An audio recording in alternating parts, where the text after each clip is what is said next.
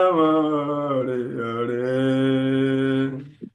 Hare Krishna, Hare Krishna, Krishna Krishna Krishna, Krishna Hare Hare Hare, Hare Hare Hare Rama, Hare Rama Rama, Rama Rama, Hare Hare Hare Hare Krishna, Hare Krishna, Krishna Krishna, Hare Hare, Hare Rama, Hare Rama, Rama Rama, Hare Hare.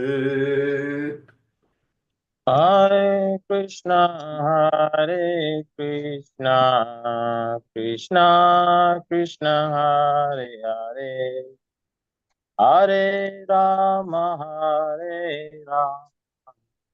Rama Rama Hare Hare Hare Krishna, Hare Krishna, Krishna Krishna, Hare Hare, Hare Rama, Hare Rama, Rama Rama, Hare Hare, Hare Hare Krishna. Krishna, Hare Krishna, Krishna Krishna, Hare Hare, Hare Rama, Hare Rama, Rama Rama, Hare Hare. Hare Krishna, Hare Krishna, Krishna Krishna, Hare Hare, Hare Rama, Hare Rama, Rama Rama, Hare Hare. Hare Krishna, Hare Krishna, Krishna Krishna, Krishna, Hare Hare, Hare Rama, Hare Rama, Rama Hare Rama, Hare Hare. Hare. Jaya Jaya Prabhupada, Prabhupada, Prabhupada, Jaya Prabhupada, Jaya Prabhupada, Prabhupada, Prabhupada, Jaya Prabhupada, Jaya Jaya Prabhupada, Prabhupada, Prabhupada, Jaya Prabhupada, Jaya Prabhupada, Prabhupada, Prabhupada, Jaya Prabhupada. Jaya. Jai Gaura Haribol, Haribol, Haribol, Gaura Haribol, Jai Gaura. Haribo, Haribo, Haribo, Guru Haribo. Jai Srila Prabhupada ki Jai. ISKCON Guru Vrinda ki Jai. Guru Bhakta Vrinda ki Jai. So, everyone is welcome to this morning session of our Srimad Bhagavad Gita Bhattacharya class. Welcome, welcome. May Guru and Krishna and the entire Paramparam continue to bless all of us. Hare Hare, Krishna. Hare Krishna.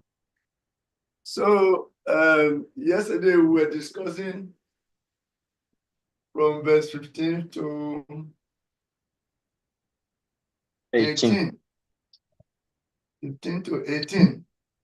And we said in verse 13 and 14, Krishna said he is the maintainer, and that on the cosmic level, he maintains all living entity by expressing his splendor through the sun and the moon, and that the sun allows everything to function here, because in the night everything is dark, nothing good can go on, but once it's daytime, the sun lights up everything so that all the enjoyable tidings will be manifest and people will see.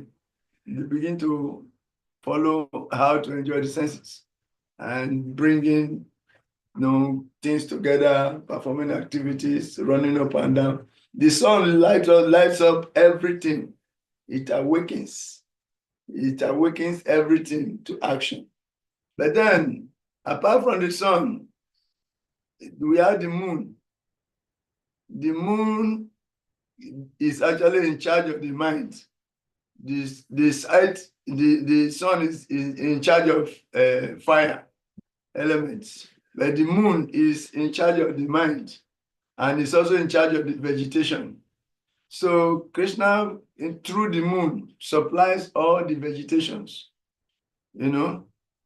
so all the fruits, all the eatables, and everything therein, everything coming from the earth is being controlled by the moon like that. So Krishna says he is the splendor. The splendor is that which makes anything wonderful. It's the splendor of that thing, the aura, the essential vibration of something which makes something shine is the splendor. And that Krishna is the splendor of the moon. And it is by the splendor of the moon that all the vegetations are taken care of. And that is exactly why Krishna is also called Manomaya. Annamaya, food and existence. Manomaya, one becomes a bit interested in philosophical thoughts, thinking about what the world is, why things are happening the way they do. Manomaya. You see, so the mind is in charge of, the moon is in charge of the mind.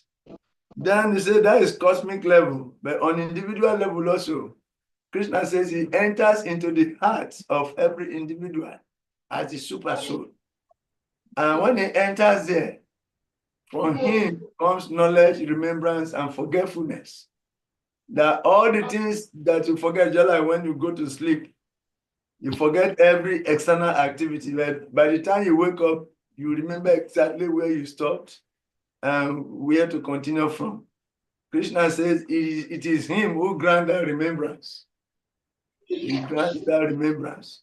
To the extent that all our impressions and carryover from previous life, when we take a new body, he awakens us to know where to start from, what we should give our attention to, as a matter of continuation from previous life.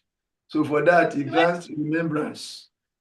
It is him also who grants knowledge of how and where to start from within the heart. And he also grants forgetfulness, because if we are to remember all what you have passed through in previous lives, we will not be able to function in this life. So the example of the actor, director of a film was given, that a good film director will tell the actor to forget everything about the past and absorb himself in the present. So that is how Krishna, encourage the living entity to forget all that is carried over, what was in the previous life, so that he can absorb himself in the present life. And to continue these activities, he has been given specific type of senses and sense objects to appreciate according to the aggregate of his previous life's activities and the impressions and desires he carried along. He has been awarded, he has been dressed in order to address his desires. He has been dressed. The material body, particular body, living entity has been dressed.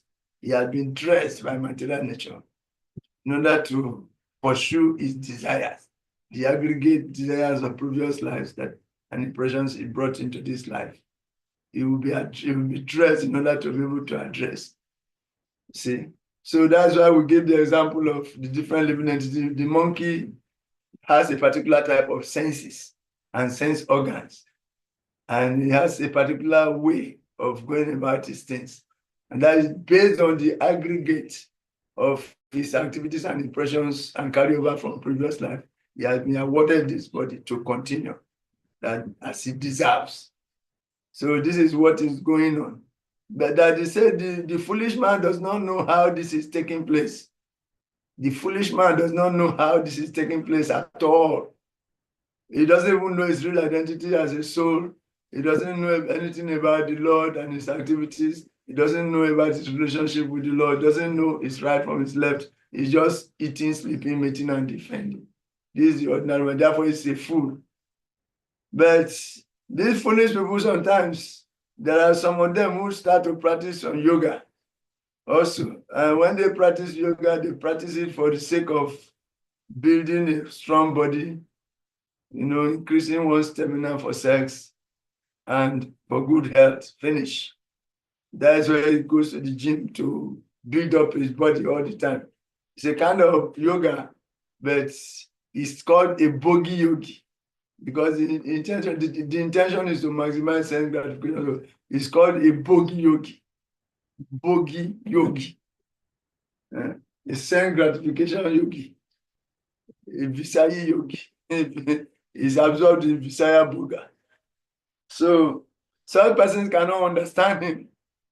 Therefore, for those kind of persons, he has come to awaken them to continue from where they stop, acting as the super soul. That's why I said, Sabasya Chaham Ridis and Evisto Matas Mritigiana Mapuana. I'm situated in everyone's heart as the super soul. From me comes knowledge, remembrance, and forgetfulness. That is first aspect of this slogan. Is for this kind of bogey yogis and foolish sense gratifiers who do not know the goal of life, whose life is centered around just eating, sleeping, mating, and defending. Then for the second set of people who have become fortunate by dint of their contact with the pure devotees, who have become endeavoring transcendentalists, like you and me. We are trying to understand our real identity. At least theoretically, we know that we are not these bodies, we are spiritual. Krishna is the source of everything. We are his part and parcel. We know that material nature is acting under his direction. We know all these things. At times, devastates everyone. We know everything. At least we have some knowledge. And we have started the process of purifying ourselves by engaging in regulated devotional activities and regulated sense gratification. So we are called endeavoring transcendentalists. For these people, from further guidance, Krishna comes in form of Srila Vyasadeva and divide the Vedas and give all the regulations and let him know that the object of knowledge is him, Krishna. The goal of knowledge is to understand him. So we are on the path, you see.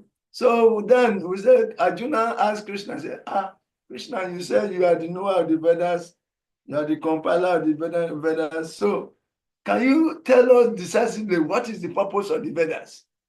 Then the first three verses, 16, 17, 18, or the last part of chapter 15, that means 16, 17, 18. Krishna gave what is called Sambandha Gyan. Actually, from 16 to 20, Krishna summarized the whole Vedas. That is the title of that particular area, summary of the Vedas. And there he has given knowledge in three ways: Sambandha Gyan, Abhideya, which is the process, and Prayojana, which is the ladder. The first three verses are Sambandha Gyan.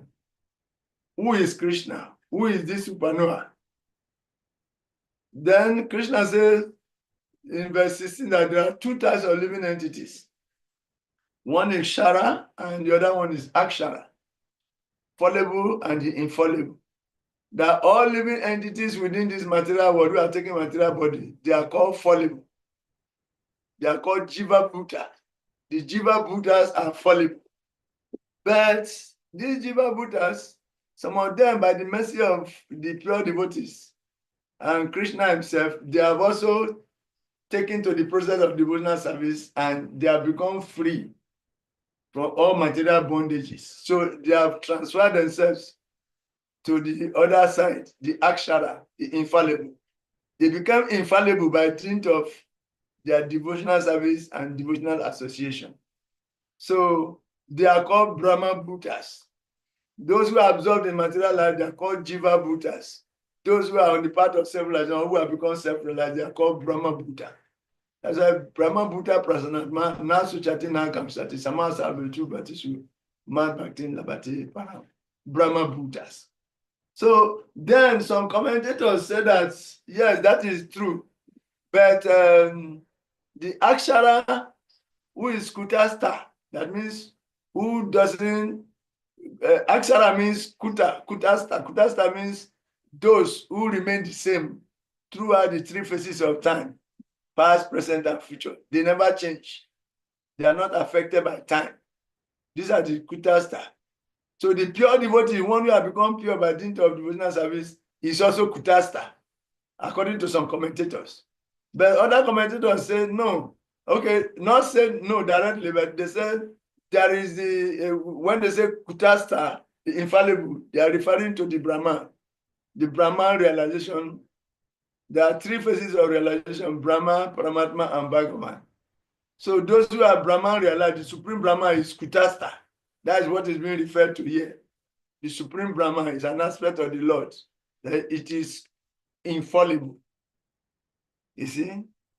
And those who are on that part, they are called Brahmavadis. The Brahmavadis, they merge into the effulgence of the Lord, and the Lord is realized there as personal. You see? But then he said the second verse, verse 17, said that, okay, beyond this fallible and infallible is also another Ishwara. It's called Paramatma. That means beyond this fallible and infallible is the expansion of the Lord, who maintains all the individuals, who maintain the universe, who maintain all the spiritual world also, the expanded spiritual world.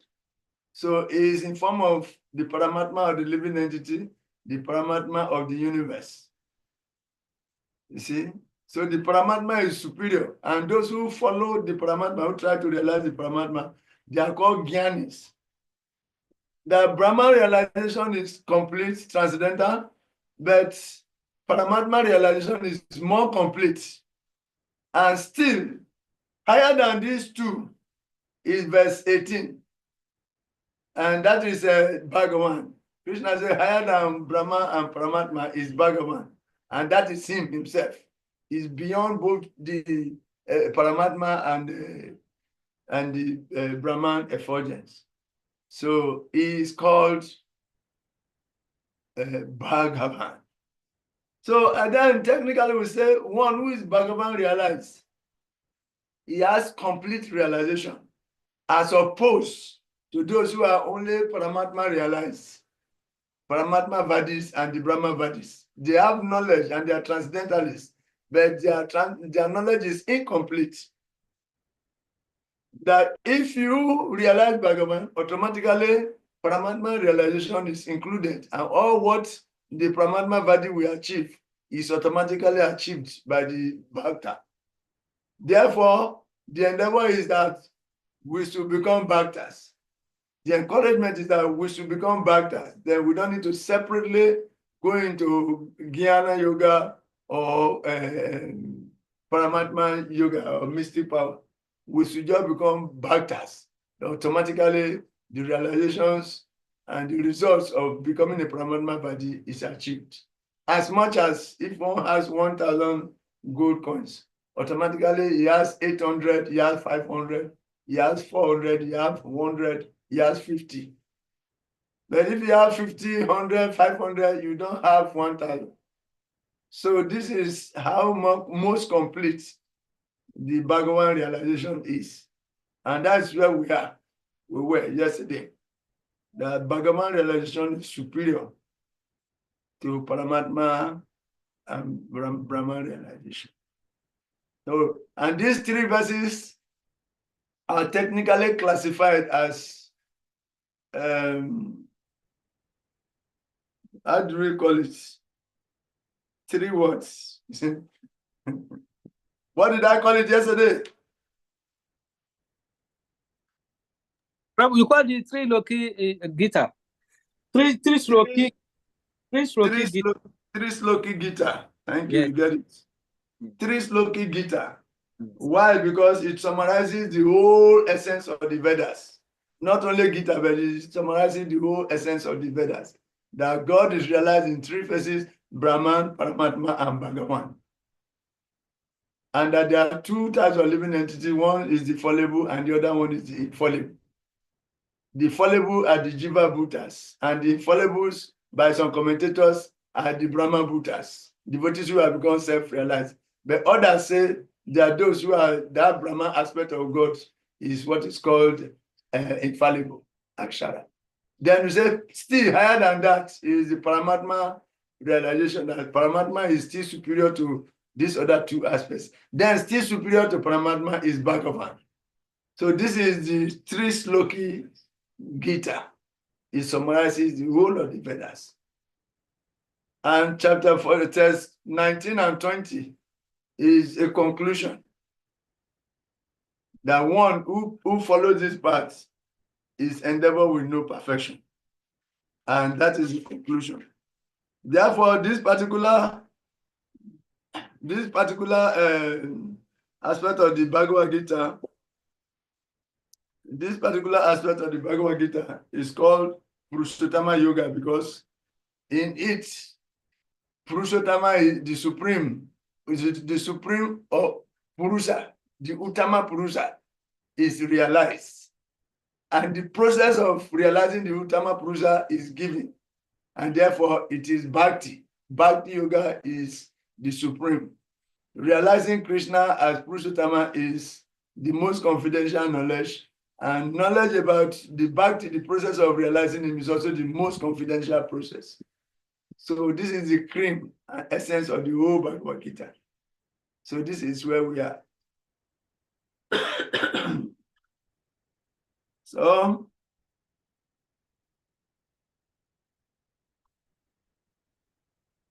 we're going to the slogan for today, verse 19.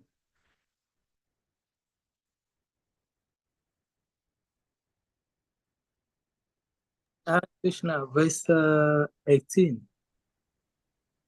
18? Yes. It's 19. It's 19. Okay. Yeah. The 18 reads that because I am transcendental beyond both the fallible and infallible, and because I am the greatest, I am celebrated both in the world and in the Vedas as that supreme person. So that's when beyond the fallible and the infallible is Krishna himself. He himself is beyond both the fallible and the infallible. That is what is given there. Maybe I can read the purport just to refresh. No one can surpass the Supreme Personality of God and Krishna, neither the conditioned soul nor the liberated soul. He is therefore the greatest of personalities, that is Purusha Uttama. Now it is clear here that the living entity and the Supreme Personality of God are individuals. The difference is that the living entities, either in the conditioned state or in the liberated state, cannot surpass in quality the inconceivable potencies of the Supreme Personality of Godhead. It is incorrect to think of the Supreme Lord and the living entity as being one and being on the same level as equal in all respects.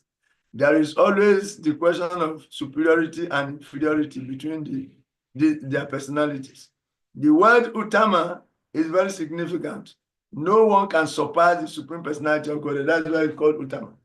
The word Sloke signifies in the Purusha Agama, the Smriti scripture, according to, as confirmed in the Nirukti dictionary, Lokyate Vedato Nina. Lokyate Vedato Anina. The purpose of the Vedas is explained by the Smriti scriptures. The Supreme Lord in his localized aspect of Paramatma is also described in the Vedas themselves.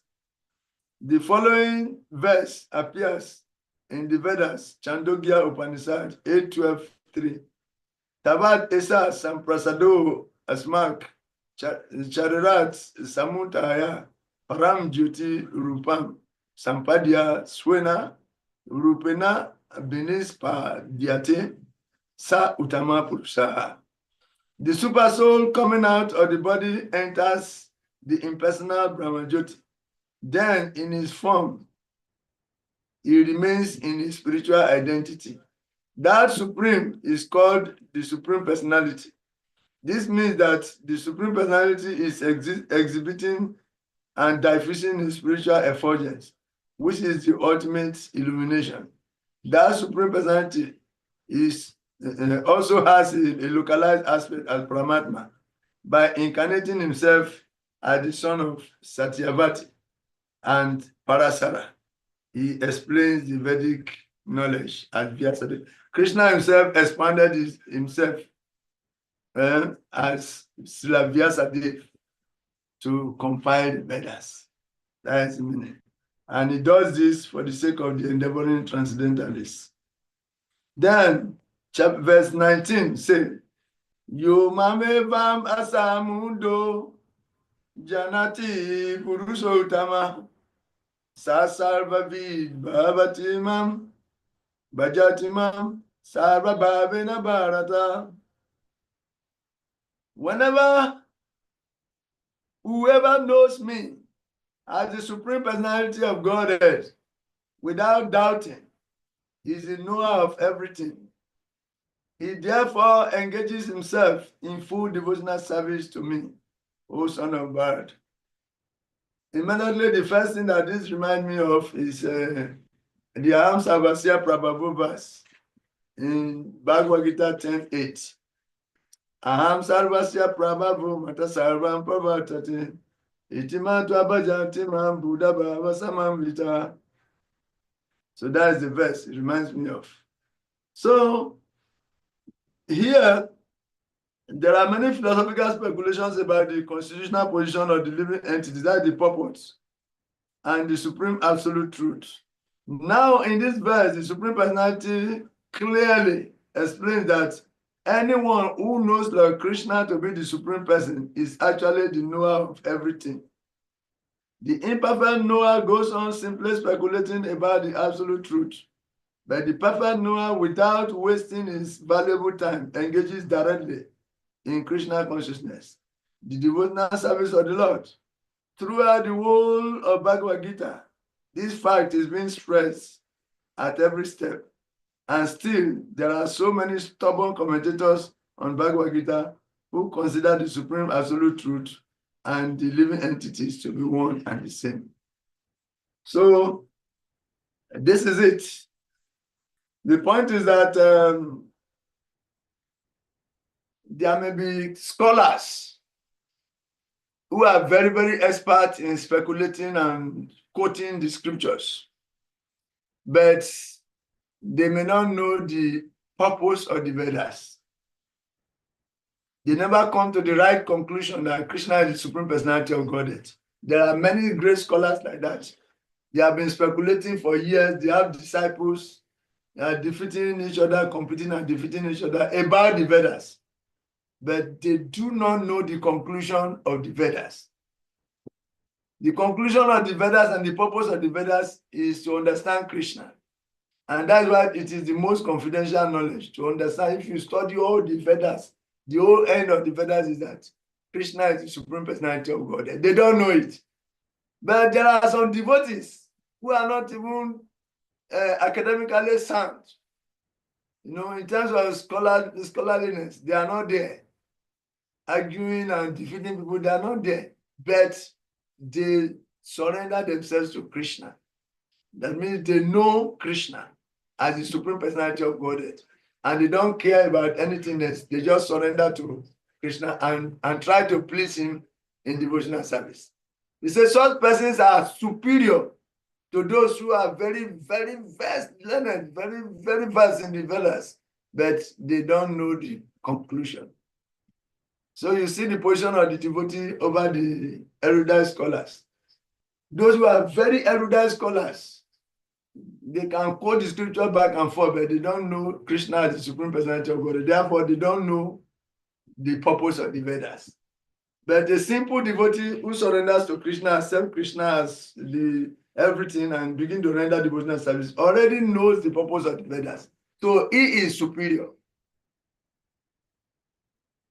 He is superior. Why? Because he knows the essence of the Veda. Yes. Krishna says, in all the Vedas, I am to be known.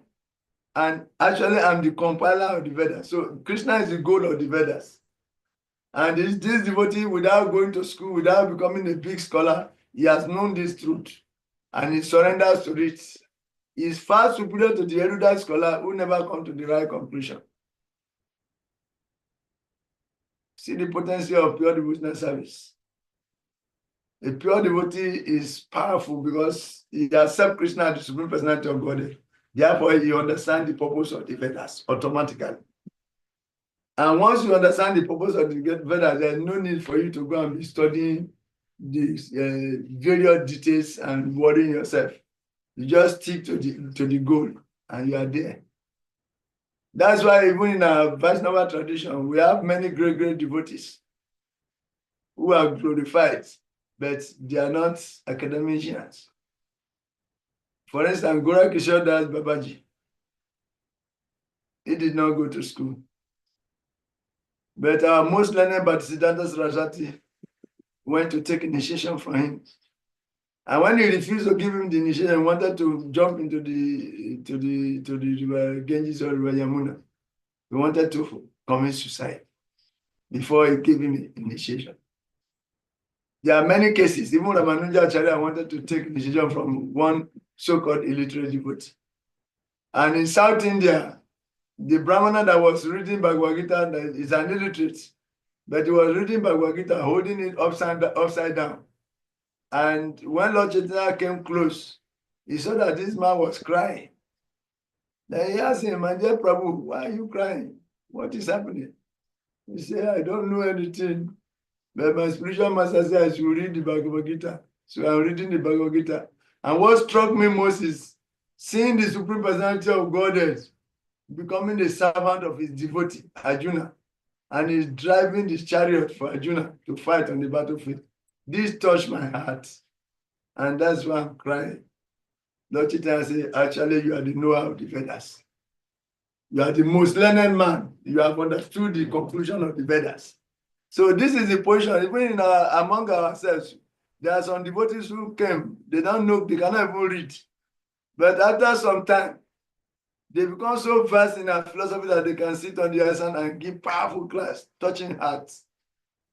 You see, so this is the potency of devotional service, the potency of being in line with those who are pure devotee of the Lord, the potency of doing devotional service with all our hearts. You see, very important. So I continue the reading. Vedic knowledge is called Shruti, learning by oral reception. Once you actually receive the Vedic message from authorities like Krishna and his representatives, here Krishna distinguishes everything very, very nicely, and one should hear from the source. Simply to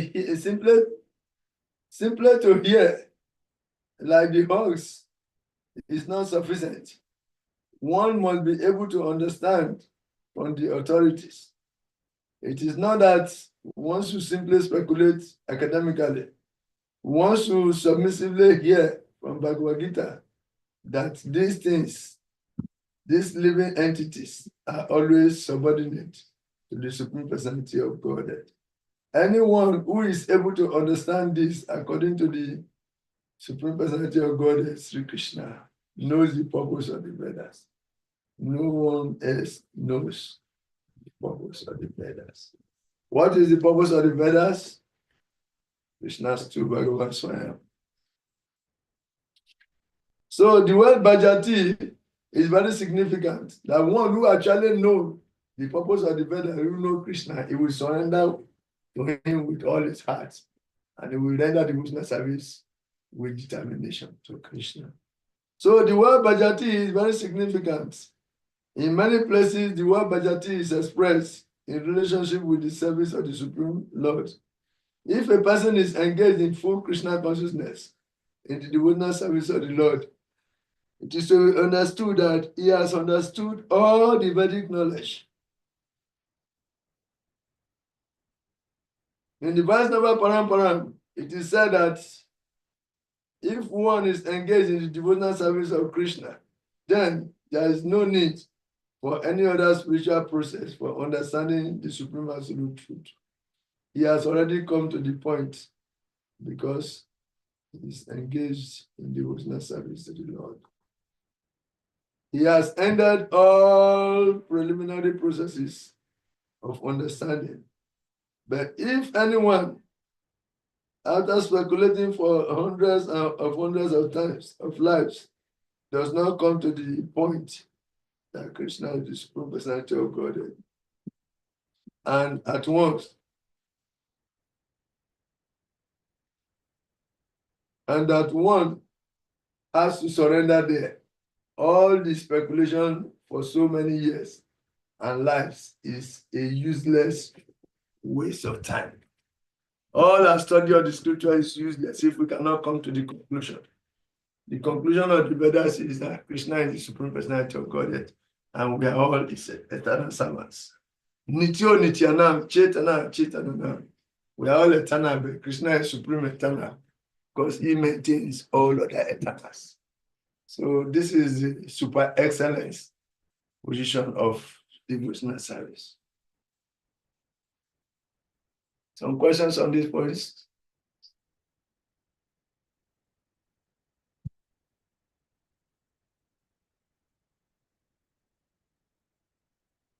Devotional service is very, very powerful. And even if one is an illiterate, he doesn't go to school, and he accepts Krishna as the supreme personality of Godhead and serve him and begin to render devotional service, you see that his position is higher than very erudite scholars who are unable to come to the conclusion of Krishna being the supreme personality of Godhead. Okay.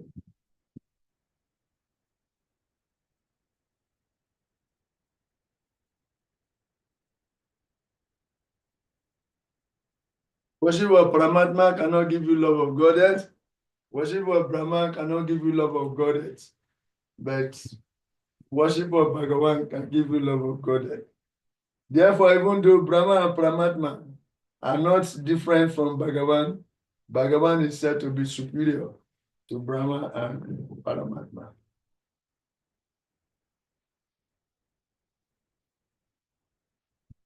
Then there is a slogan in Bhagavatam.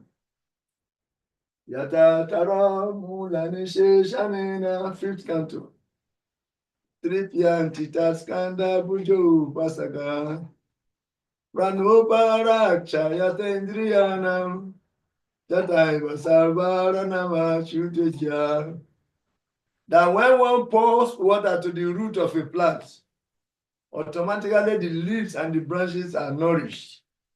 Similarly, when one sends food to the stomach, automatically all the senses of the body are enlivened.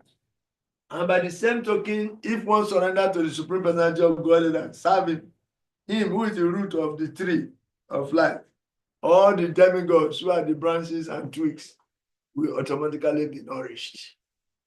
Therefore, just become a devotee and you have no specific obligation to demigods. You don't need to worship demigods if you are a devotee. So you just become a devotee. This is the position of the devotees. Even if you are not materially learned and you become a devotee, and that means you have realized the essence of the Vedas. You have realized the essence of the Vedas. Therefore, you don't have any obligation to anybody because you are a devotee of the Supreme Lord, who is the root to the tree of life. All glories to devotional service key. Jai. All glories to devotional service key. All glories to devotional service key. I want to hear Jai, but I'm not hearing this Jai. You're not convinced that if you pour water to the root, if you pour water to the root of a plant, automatically the leaves and the branches and the twigs are nourished. Yes. And the devotees have found the root by the mercy of other pure devotees. They have found the root directly. But the impersonalists and Mayavadis are just still searching. The yogis they are searching for the root. They have not seen the root. They are still speculating. Could it be this? Could it be that? Oh, that is not. If that is not it, then it should be that. Then if this is not so, then it should be that. They are still speculating, looking for the root. But the devotee Even though he's not materially learned, he has found the root and is watering the root. The process of devotional service is watering the root. He's engaged in watering the root already. You see? So his position is far higher than those who are still searching for the root. They don't even know the root. Sometimes they water the leaves. Sometimes they water the branches. And the process of trying to water the branches and the leaves, sometimes they fall down from there and break their backbone, break their neck. But the devotee already found the root and is simply watering the root. All glory to devotional service key. Right. Jai. And by the same, this is also still supported in the Bhagavatam 11 canto.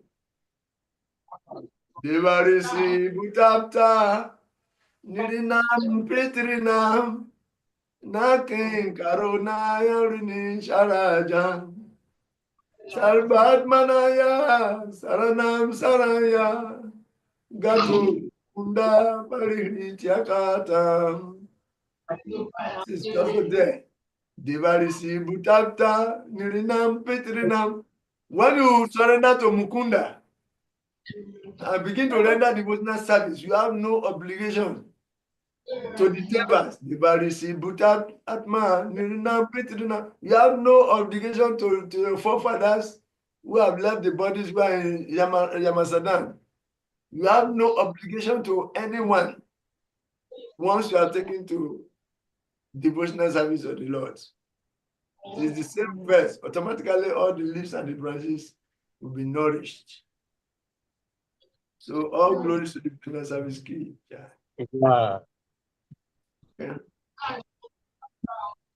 Some question, Goda Shakti Prabhu. Yes, Prabhuji, Hare Krishna.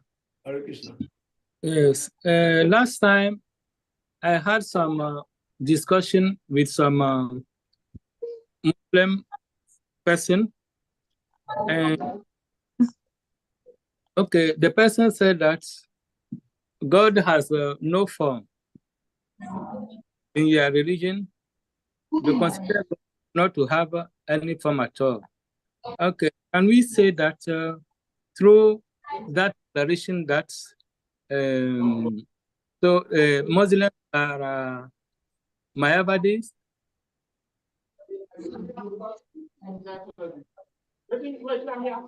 What is the question?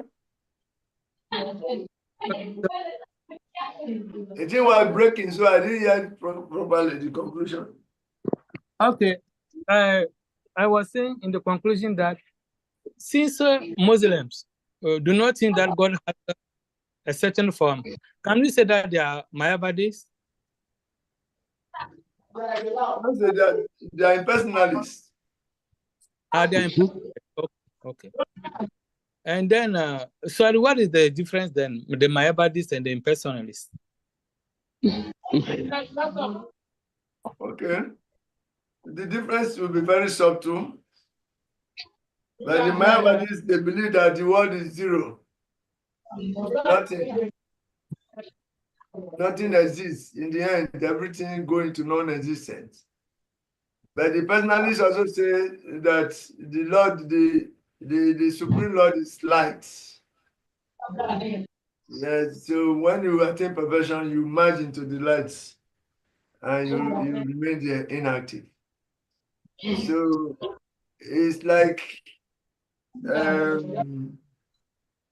merging into the sun rays. If you merge into the sun rays, you become one. But they don't know that there's a sun globe and there is a personality of the sun. So it is transcendental knowledge to realize Brahmajyoti. But that's the way of the Gyanis. So the Gyanis, that's their ultimate end. They realize that there's the effulgence, unlimited light. And perfection means to merge into that light and become nothing. You see? So their level is quite, they are transcendentalists, but they are on the surface, on the first phase of transcendental knowledge. You know, they are like in GSS 1. They are in GSS 1. So they are in the first phase of transcendental knowledge, but higher than their level. It's the level of the yogis. The yogis, they are Paramatma bodies. They worship until they realize the super soul. That the Lord is actually in the heart as the super soul. They're full of mystic power, is the source of all energies. But the personalists, they only realize the energy, the sun rays. But the Paramatma bodies, they realize that there is a sun globe. Understand? Their realization is deeper than the personalist realization. That the sun rays actually coming from a source. So they try to understand the source. But they know that there's a source, but they don't understand it, that the source itself is a person who is full of activity. But the Bhaktas realize, they know that the sun globe, beyond the sun globe, is a person. The sun itself is a person. The sun globe is like the abode of the person, but there is a person from whom the sun is coming. And there are activities that one can relate with that person. One can serve that person. The person is an individual. We are also an individual. Where there are two individuals, there could be a service relationship.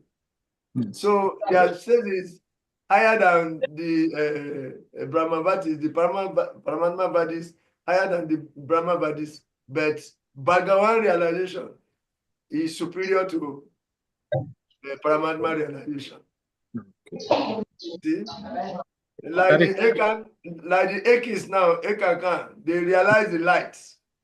The goal of their worship is to hear the sound. To hear the sound. The sound and light, they are on the same platform.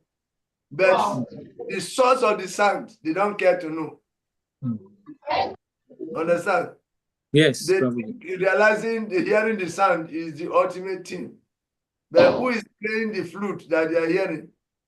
They can't go beyond. So they have transcendental knowledge, but their knowledge is incomplete. More complete is to know that there is a source. Somebody is playing the flute, and they realize that there is somebody. But still more than that is to have a servitude relationship with that person. That is the Bhagavan level. So Bhagavan realization is superior to Paramatma realization, and Paramatma realization is superior to Brahman realization. Hare Krishna. Thank you very much. So that's why anytime the philosophy will come and the Paramatma bodies or Brahma bodies will take advantage, our chariots will start giving comments. Start giving commentary, serious commentary, trying to analyze so that they can clarify for the devotees.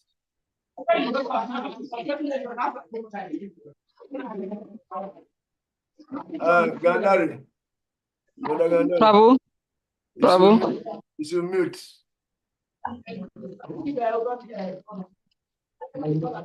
Mute.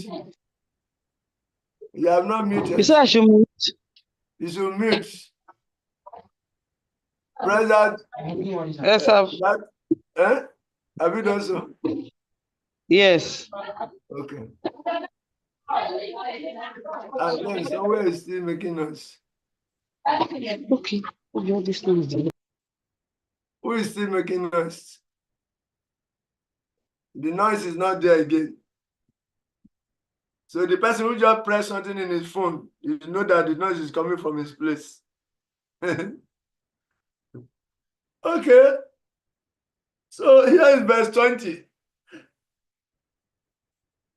Iti guyatamam sasram idam uktamaya naga etat budwa budimam syat krita krityas chabarata. This is the most confidential part of the Vedic scripture, O sinless one, and it is disclosed now by me. Whoever understands this will become wise, and his endeavors will know perfection. This is the conclusion. that the Lord clearly explains here that this is the substance of all revealed scriptures. Every other thing is shadow.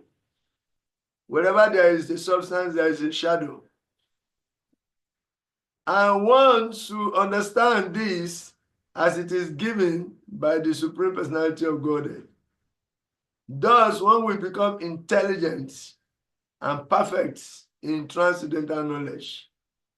In other words, by understanding this philosophy of the Supreme Personality of Godhead and engaging in his transcendental loving service, everyone can become freed from all contamination of the modes of material nature.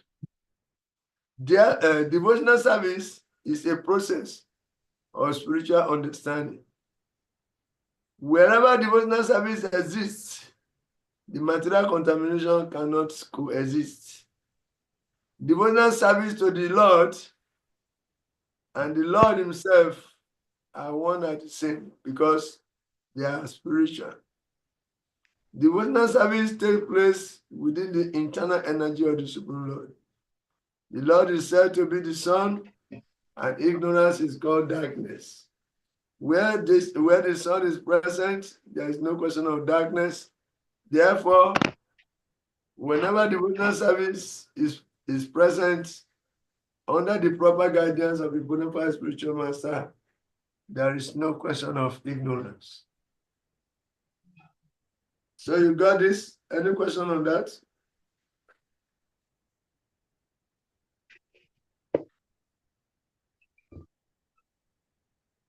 Any question on that?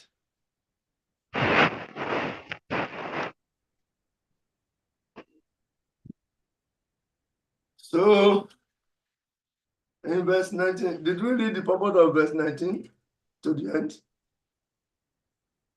I think we read it to the end, yes. We read it to the end. If one speculates for hundreds of lives and does not come to the point of Krishna, or that Krishna is the Supreme Personality of Godhead, and that one has to surrender all his speculations for so many years and lives is a useless waste of time.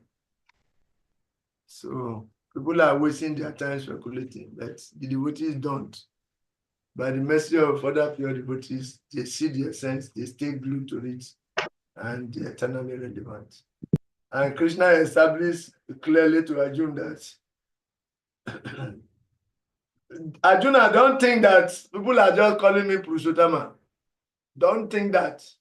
Purushottama is not just a name. I am actually Purusha Uttama. Somebody can be called the owner of horses, but he does not have any horse. It's a name. Somebody sometimes is called king, even though he could be born from a very low family. It's called king. His name is king. Somebody is called queen. He could be born in a very wretched family, but her name is queen. As Krishna told Arjuna, look, be careful. You should know that I'm not just called Purushottama. I am Purushottama myself. And this is the most confidential knowledge. I'm revealing it to you now because you are a friend. If you can understand this, your endeavors will know perfection. You become perfect as a knower of the truth. So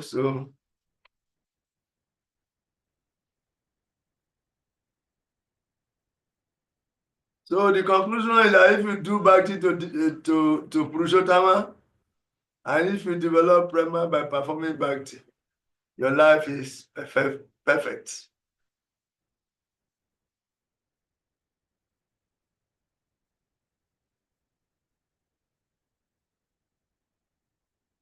So verse 20, we have read the first part of that the most confidential knowledge is the Vedas. This is the part of this is the most confidential part of the Vedic scripture. O sinless Arjuna. Okay, let's read the sloka first. Iti guyatamam sastra, idam uktamayanaga, itad budwa budi manshat, krita kritias tabarata. Even if we read it 10 times, you consider it fresh. Oh, best of the latecomers, Apuba Prabhu. You are best of absentees. For the past 2 days, and then you are best of absentees. And now you have become best of the latecomers. Eh? Forgive me, Prabhu. Struggling from behind to catch up. What is distracting your attention? Prabhu, na service. Service. You have to know how to carry out your service. Prabhu, I've tried, but I don't know. Maybe this the model has taken a lot of things. So forgive me, Babeg. Learn how to manage time. You are in the kingdom of time. The successful man is he who knows how to manage his time. That means he doesn't abandon one thing because a new thing has come. He should learn the art and science of blending all the things. Make more than 12 things that he's doing all of them simultaneously without any infringement. Yes, Prabhu. Thank you very much. I'm not satisfied. What are the contents of chapter 16, 17, and 18?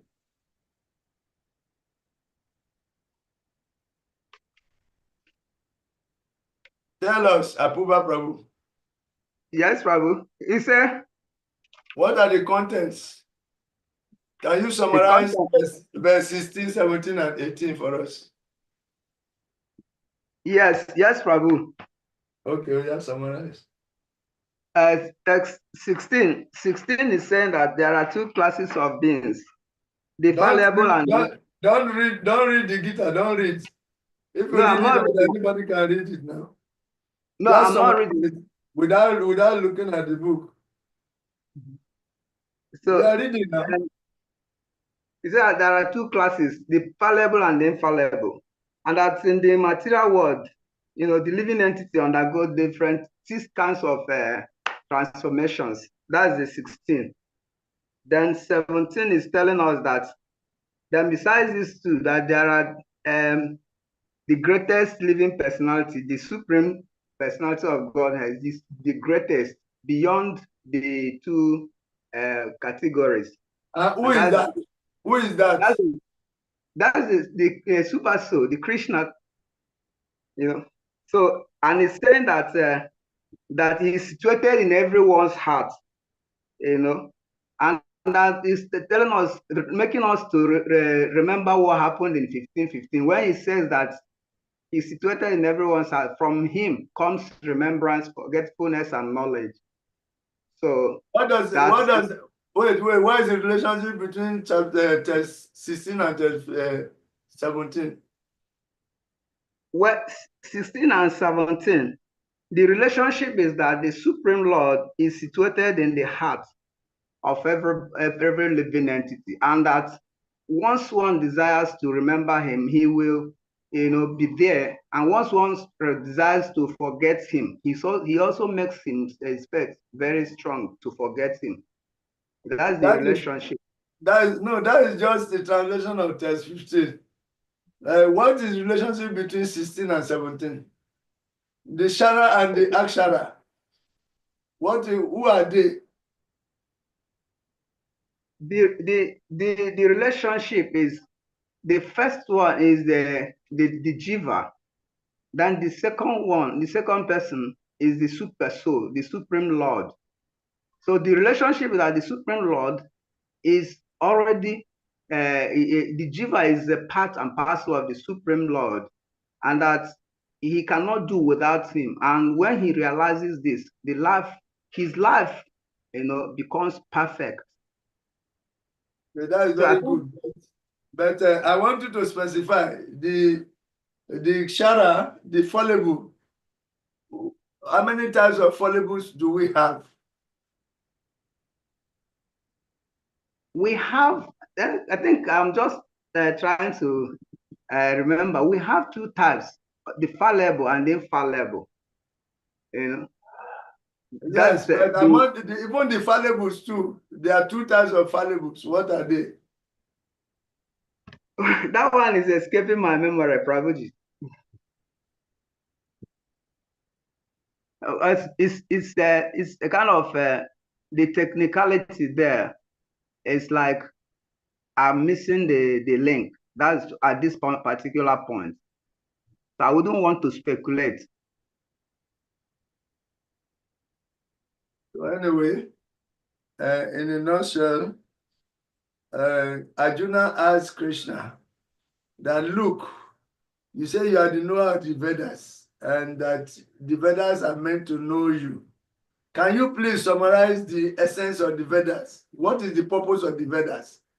Just precisely summarize it to me. So chapter 16, text 16 to the end is talking about the Vedas.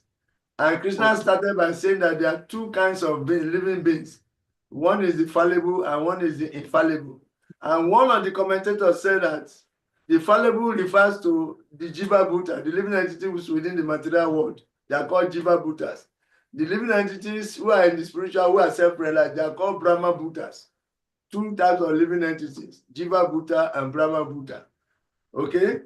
Then Yes, another commentator said that the Akshara, which is in the first commentator is saying that is Brahma Bhuta, is the Akshara, the infallible. But the second commentator said that the infallible refers to the Brahman aspect of the Lord. Then the third verse says that no, it's not just that.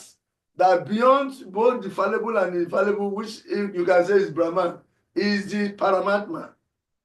Paramatma is superior to Brahman realization. So Paramatma aspect of the Lord is superior to the Brahman aspect of the Lord. And that the Paramatma of the universe, Paramatma of the individual, they are there to maintain the bodies in which they are Paramatmas. Then Krishna is saying again in the next verse that beyond both the first two, he is himself. He is superior to both the Kshara and the Akshara. And that we are explaining that when you are Bhagavan realized, therefore, all the realization of the Paramatma or the Gyanis and the yogis is included automatically. But that is not true of the reverse. That if you realize Brahma and Paramatma, you have not realized Bhagavan. Bhagavan realization is not there automatically. But if you are Bhagavan realized, automatically Paramatma realization and Brahma realization is there. So with this, Krishna is explaining that, therefore, if somebody becomes a devotee, a bhakta, is into the ultimate activity. That if somebody is a good speculator, on the other hand, and he cannot come to the platform of realizing Krishna as the supreme, then he is far below one who has no single knowledge about the Vedas, but who have accepted Krishna as the supreme. That the bhakta is superior to all other kind of yogis. Just become a devotee. Automatically, all other things are included. But if you have so much knowledge of the Vedas and you are still searching and you have not come to the conclusion, you cannot come near a devotee who has come to the conclusion. So we gave a local example of a tree that the bhakta has found the root to the tree already by the mercy of the pure devotees. He doesn't need to look for the tree himself, but he has found the root by the mercy of the pure devotees. You know that Krishna is the source of everything. He has understood the purpose of the Vedas and is engaged in devotional service there. So he is superior. That the Gyanis are simply looking for the root. They are still looking for the root till today.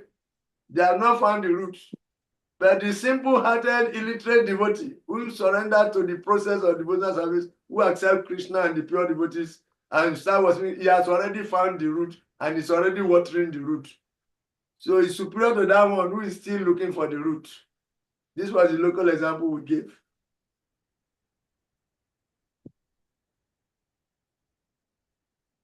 Anyway, that is about that. An illiterate bhakta who is a Bhakta is not illiterate. He is Savagyan because he knows the essence of the that one who knows this, he surrenders to him with all his heart and he renders devotional service without looking back.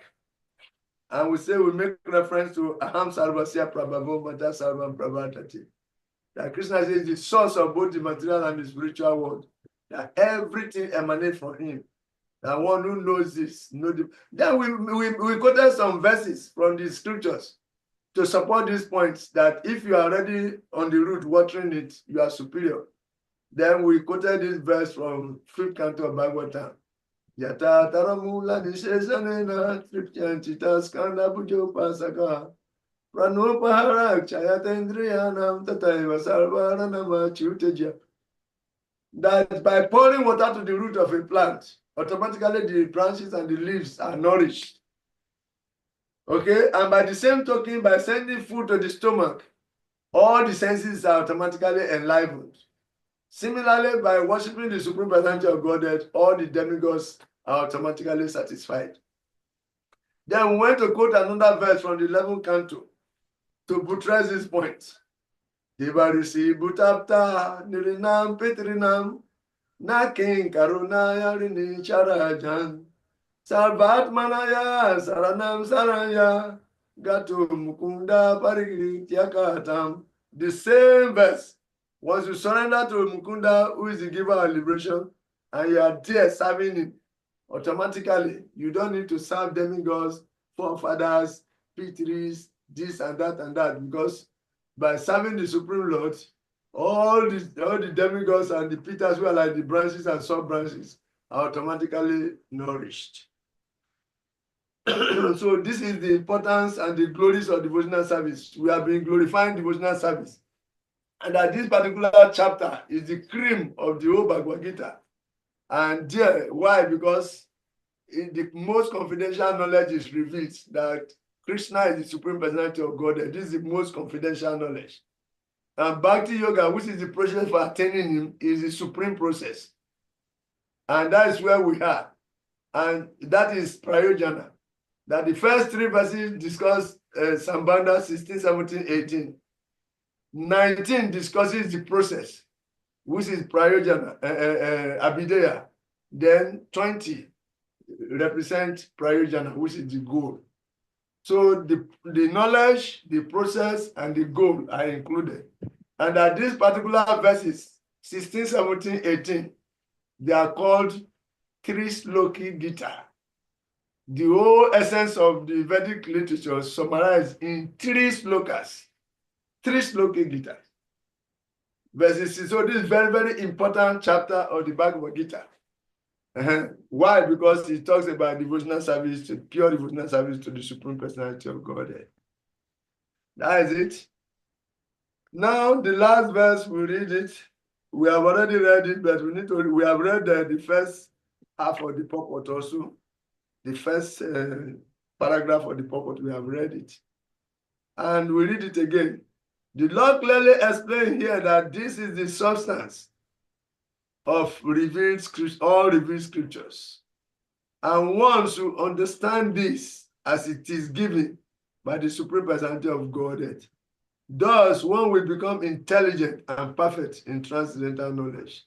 In other words, by understanding this philosophy of the Supreme Personality of Godhead and engaging in its transcendental service, everyone can become freed from all contaminations of the modes of material nature. Devotional service is a process of spiritual understanding. Wherever devotional service exists, the material contamination cannot coexist. Devotional service to the Lord and the Lord himself are one and the same because they are spiritual. Devotional service takes place within the internal energy of the Supreme Lord. So this is glorification to devotional service. Just as to understand Krishna, the Supreme Personality of God, is the most confidential knowledge, the most confidential process is the process of devotional service. Why? Because it is conducted by the internal potency of the Lord. Now, wherever there is devotional service, there is no ignorance. So if we think we are doing devotional service and if we are still surrounded by some ignorance, that means there is fault in our way of doing our devotional service. So we should always constantly look out for how to improve our ways of doing devotional service. Because by the time we arrive, we ourselves will know. Okay? Devotional service to the Lord and the Lord himself are one and the same because they are spiritual. Devotional service takes place within the internal energy of the Supreme Lord. The Lord is said to be the sun, and ignorance is called darkness. Where the sun is present, there is no question of darkness. Therefore, whenever devotional service is present under the proper guidance of a bona fide spiritual master, there is no question of ignorance. All glories to devotional service key. Jai. This is the supreme activity in all the 14 words, devotional service to the Lord. It's so simple. This is the most confidential process of realizing God. It's contained in this particular chapter. Therefore, this particular chapter is called Purushottama Yoga. We are fortunate to be there. Okay. Next paragraph. Everyone must take to this consciousness of Krishna and engage in devotional service to become intelligent and purified. For you to become intelligent at all, and for you to get purified, you must take part in this Krishna consciousness movement in devotional service. Otherwise, intelligence cannot be clinched. It is when illusion is discriminated from reality, and engagement in devotional service is separated from all other engagements. That is the perfection of intelligence, and that is the perfection of purification. Therefore, unless one comes to the position of understanding Krishna and engages in devotional service, however intelligent he may be, in the estimation of some common man, he is not perfectly intelligent. He has not found the root. What to talk of watering it? So where is his intelligence? So intelligence means you have found the root and you are engaged in the process of watering the root. That is intelligence. Anything less than that is something other than intelligence. The word Ananga, by which Arjuna is addressed, is significant. Ananga, oh sinless one, means that unless one is free from all sinful reactions, it is very difficult to understand Krishna. Big point. Unless one is free from all sinful reactions, it will be very difficult to understand Krishna. One has to become free from all contaminations, all sinful activities. Then he can understand. But devotional service is so pure and potent that once one is engaged in devotional service, he automatically comes to the stage of sinlessness. So there is no need for external process of eradicating sins. The almighty process is to engage in devotional service, and purification will take place automatically. You don't need to look for separate process. But what are some sources of sins you can remember?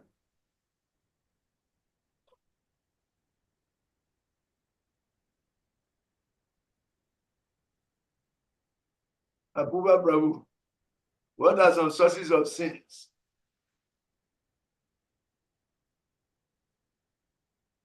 As far as devotional service is concerned. In fact, among devotees. I will give a hint. There are sins we commit when we are doing devotional service itself. There are sins we commit when we are chanting the Maha Mantras. There are offenses to be avoided. And when we are performing devotional service also, there are some offenses we should avoid.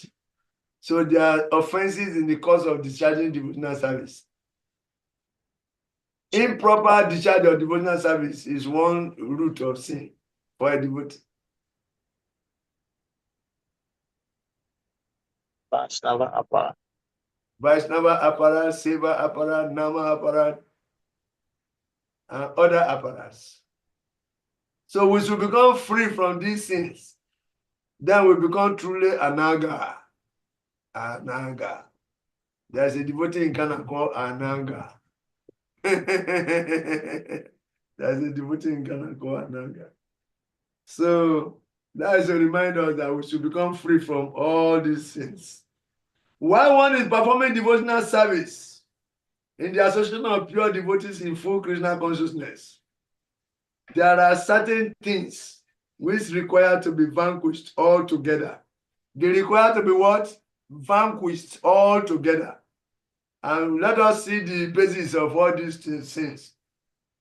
The first fall down is caused by the desire to lord over material. No. The most important thing one has to surmount is weakness of the heart. Weakness of the heart. And this weakness of the heart, it has its own branches. Yes. Weakness of the heart, Hridaya Dobalia. Krishna told Arjuna in Bhagavad Gita, I think 2:3 or so. Bhagavad Gita 2:3, Krishna told Arjuna something. 2:3.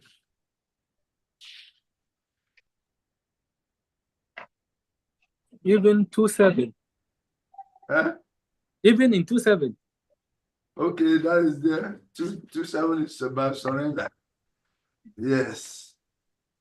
But where is 2:3 now? It's hiding from me. 2:3. Yes. 2:3. O son of Partha, do not yield to this degrading impotence.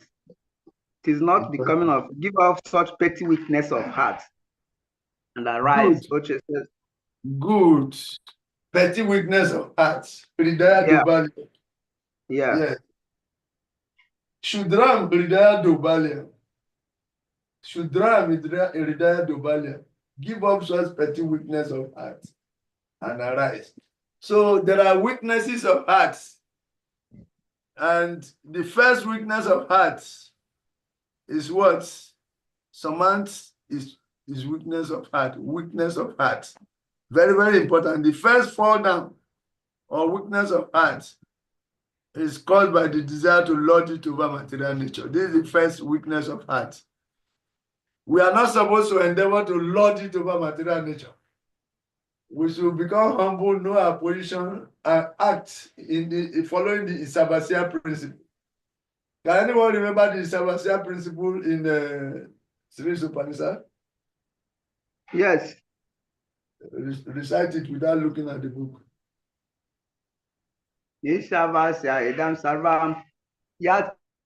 Kincha jagatyam jagat. Trina chatina kunchita. Agita kasha sejana. Please. Apuba Prabhu is paused by network. And Balalila Prabhu continued. Yes, Isavasya. Everything in this material, in this world you see, is owned and controlled by the Lord. Therefore, one should know his quota and act according to his quota. It should not go beyond. Trying to go beyond our own quota is weakness of heart. Hridaya Dobalia. If a bag of rice falls on the road and the bird comes, you will eat some and leave. The goat comes, you will eat some and leave. But if human being comes, he will carry the whole bag.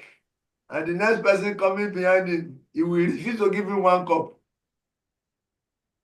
He met it on the ground, though. He didn't buy it. But he will not allow the next person to take even one cup. He will carry the whole bag and he's going. Whereas the bird has just eaten his quota and he's gone. The goat has eaten his quota and it's gone. Human being's quota is unlimited. So he carried the whole bag and become proud that it is my own. He's ready to fight. I got there first. So, Hridaya Dobalia When we encroach on other people's quota, it's an extension of Ida Dobalia. That is the tendency, a manifestation of the tendency to lord over material nature. We want to control. And it is by that also the beautiful women, they exploit it.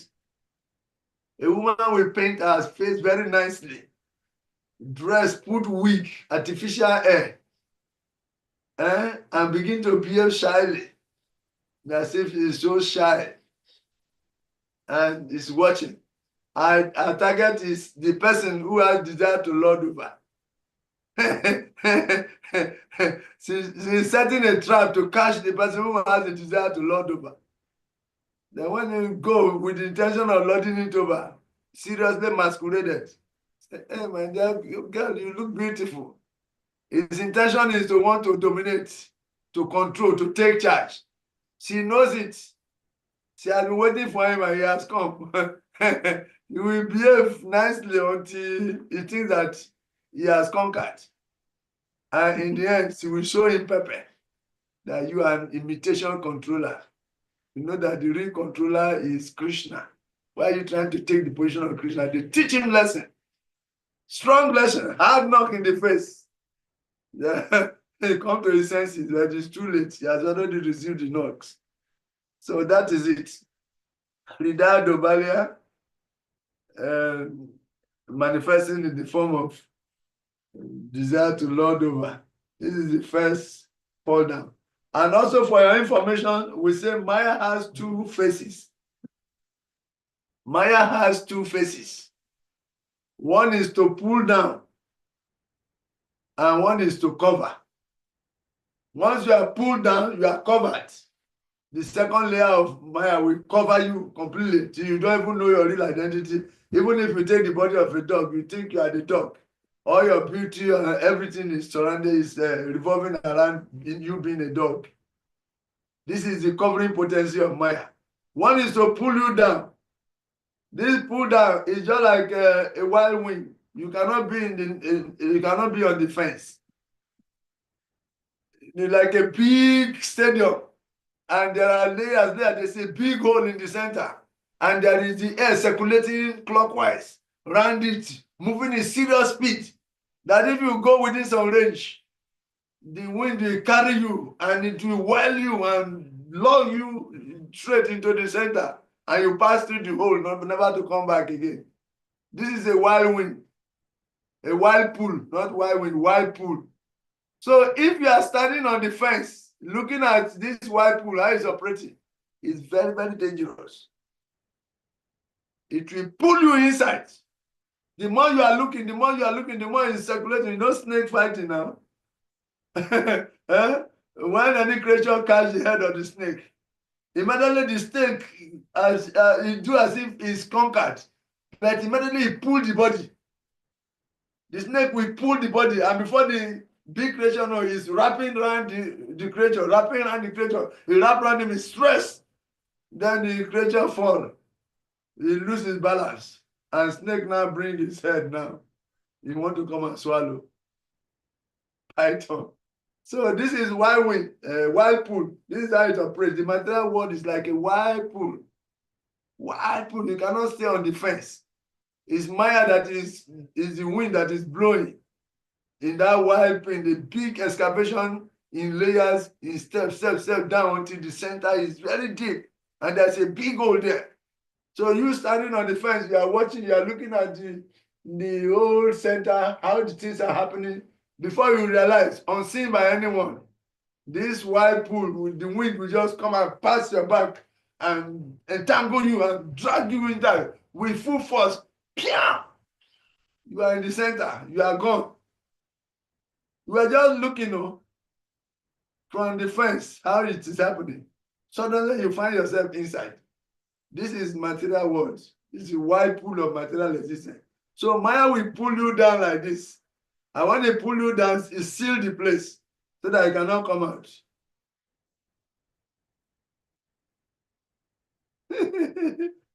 Krishna says, this my energy is very, very difficult. To get him. Machita,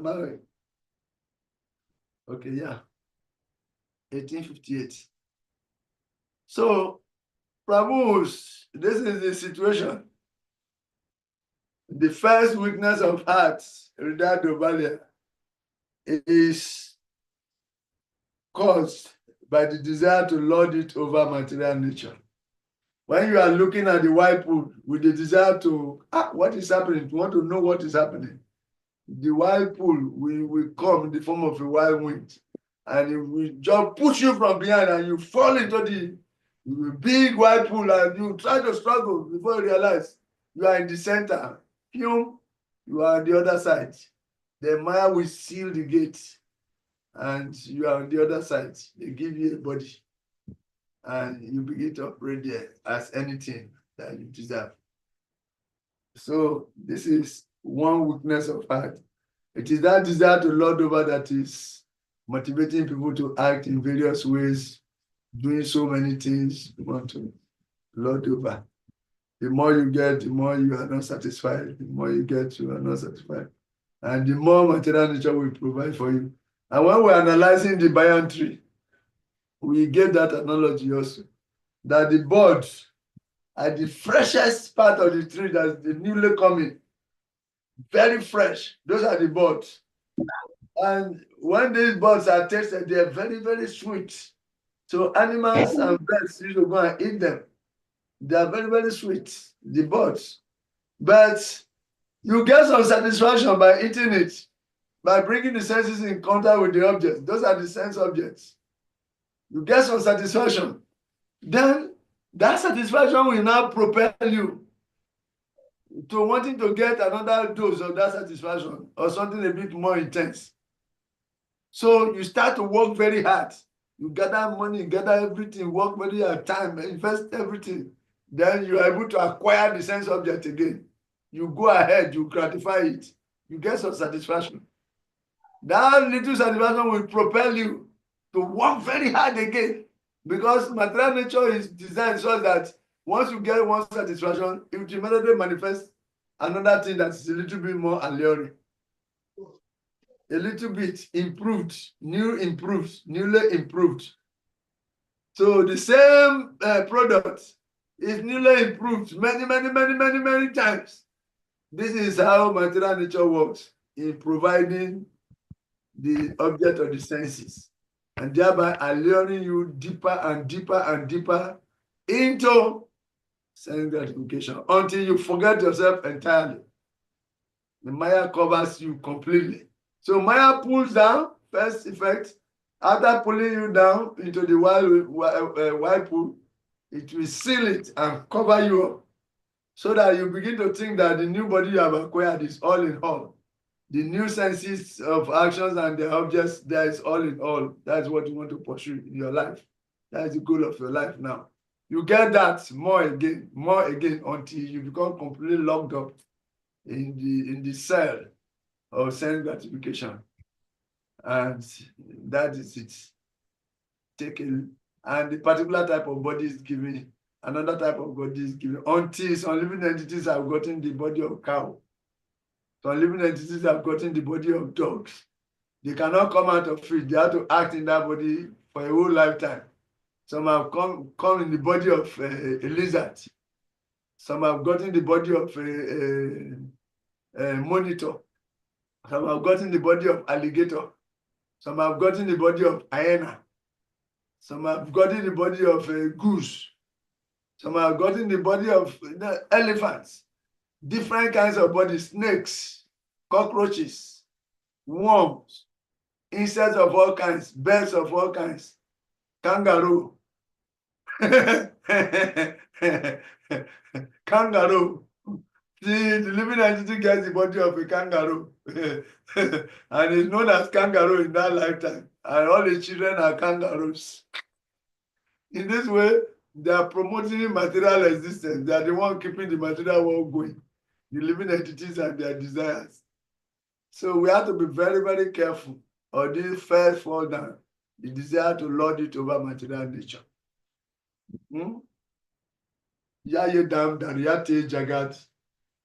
They are trying to exploit the resources of material nature, and we are getting more and more implicated. Then, where is it? Okay. Thus, one gives up the transcendental loving service of the Supreme Lord. The second weakness of heart is that as one increases the propensity to lord it over material nature, it becomes attached to matter and the possession of matter. Attachment and possession. Attachment and possession. The things that we have gotten, we are attached to them. We don't want to lose them. We want to maintain them. Then we want to possess more. Just as we explained, the senses want to come in contact with the objects in a more sophisticated way, because the first contact generated some satisfaction, and that gratifying satisfaction regenerates. It rejuvenates the energy to go for more. So in this way, you work harder, you gather enough, you go for the next level until you continue to go until you get deeper and deeper and deeper and deeper and deeper and deeper and deeper until you leave your body, trying to get deeper and deeper. So this is what is going on. So we have to be careful. And if we bring it to our own level also, practical application, is that devotees will learn how to be themselves. Living entities do not want to be themselves. We should try to be ourselves. Okay? Though they say, nobody say, I'm a Sudra. Nobody want to say I'm a Vaishya. Everybody want to say I'm a Brahmana. But by your natural inclinations, you are maybe a Sudra, and you don't want to identify with it because Vaishnava will consider you lower. So you want to be seen as a Brahmana also, or a Kshatriya. So you are gunning for that. Instead of being ourselves, we want to be others. We want to be seen the way the society wants to see us. We want to satisfy other people, their expectation of us. So we are doing things out of our realm. Arjuna wanted to do the same thing. Arjuna wanted to act outside of his own self because he's a Kshatriya.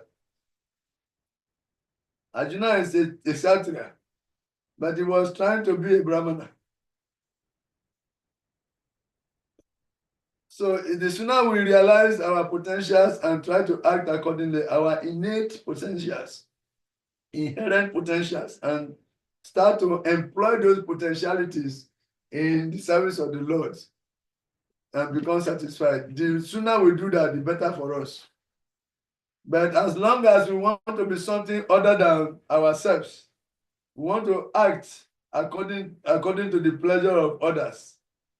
I want people to see us in a particular way, then we'll be having problems. Arjuna was having a hard time being himself also. You see? He's a Kshatriya, but he wanted to become a Brahman. He wanted to go and meditate. He said, I cannot kill all these people. If I kill them, family tradition will be broken. If that happens, there will be a wanted person. He was speculating and he was giving all kinds of excuses as to why he will not fight. He said, be yourself. He said, Kshatriya. Kshatriya is supposed to fight as a Kshatriya. But he wanted to be something else other than a Kshatriya. No, Krishna said, no. No. Arjuna, no. You better be a Kshatriya and fight and leave your body in the process. It is glorious for a Kshatriya to leave his body on the battlefield and go back home, go to the heavenly planets also. That is a Kshatriya. But if you give up your duty as a Kshatriya, trying to act as a Brahmana, people will see you as a coward. They will call you all kinds of names. As they will say, look at Krishna's friend. Krishna's friend is acting below himself. Yeah, you bring negative fame to me also. I will not allow that. Act according to your nature, O Arjuna. So we should know our inherent nature and try to employ that inherent nature in Krishna's service or in service for the pleasure of Krishna. Though, in the end, Arjuna was able to act according to his nature, and that is why he became glorious. He accepted. This is not trying to dodge our nature and acting accordingly is due to Hridaya Dobalya, weakness of heart. You see, it is due to weakness of heart. And we must give up that weakness of heart in order to act in our constitutional position as eternal servants of Krishna.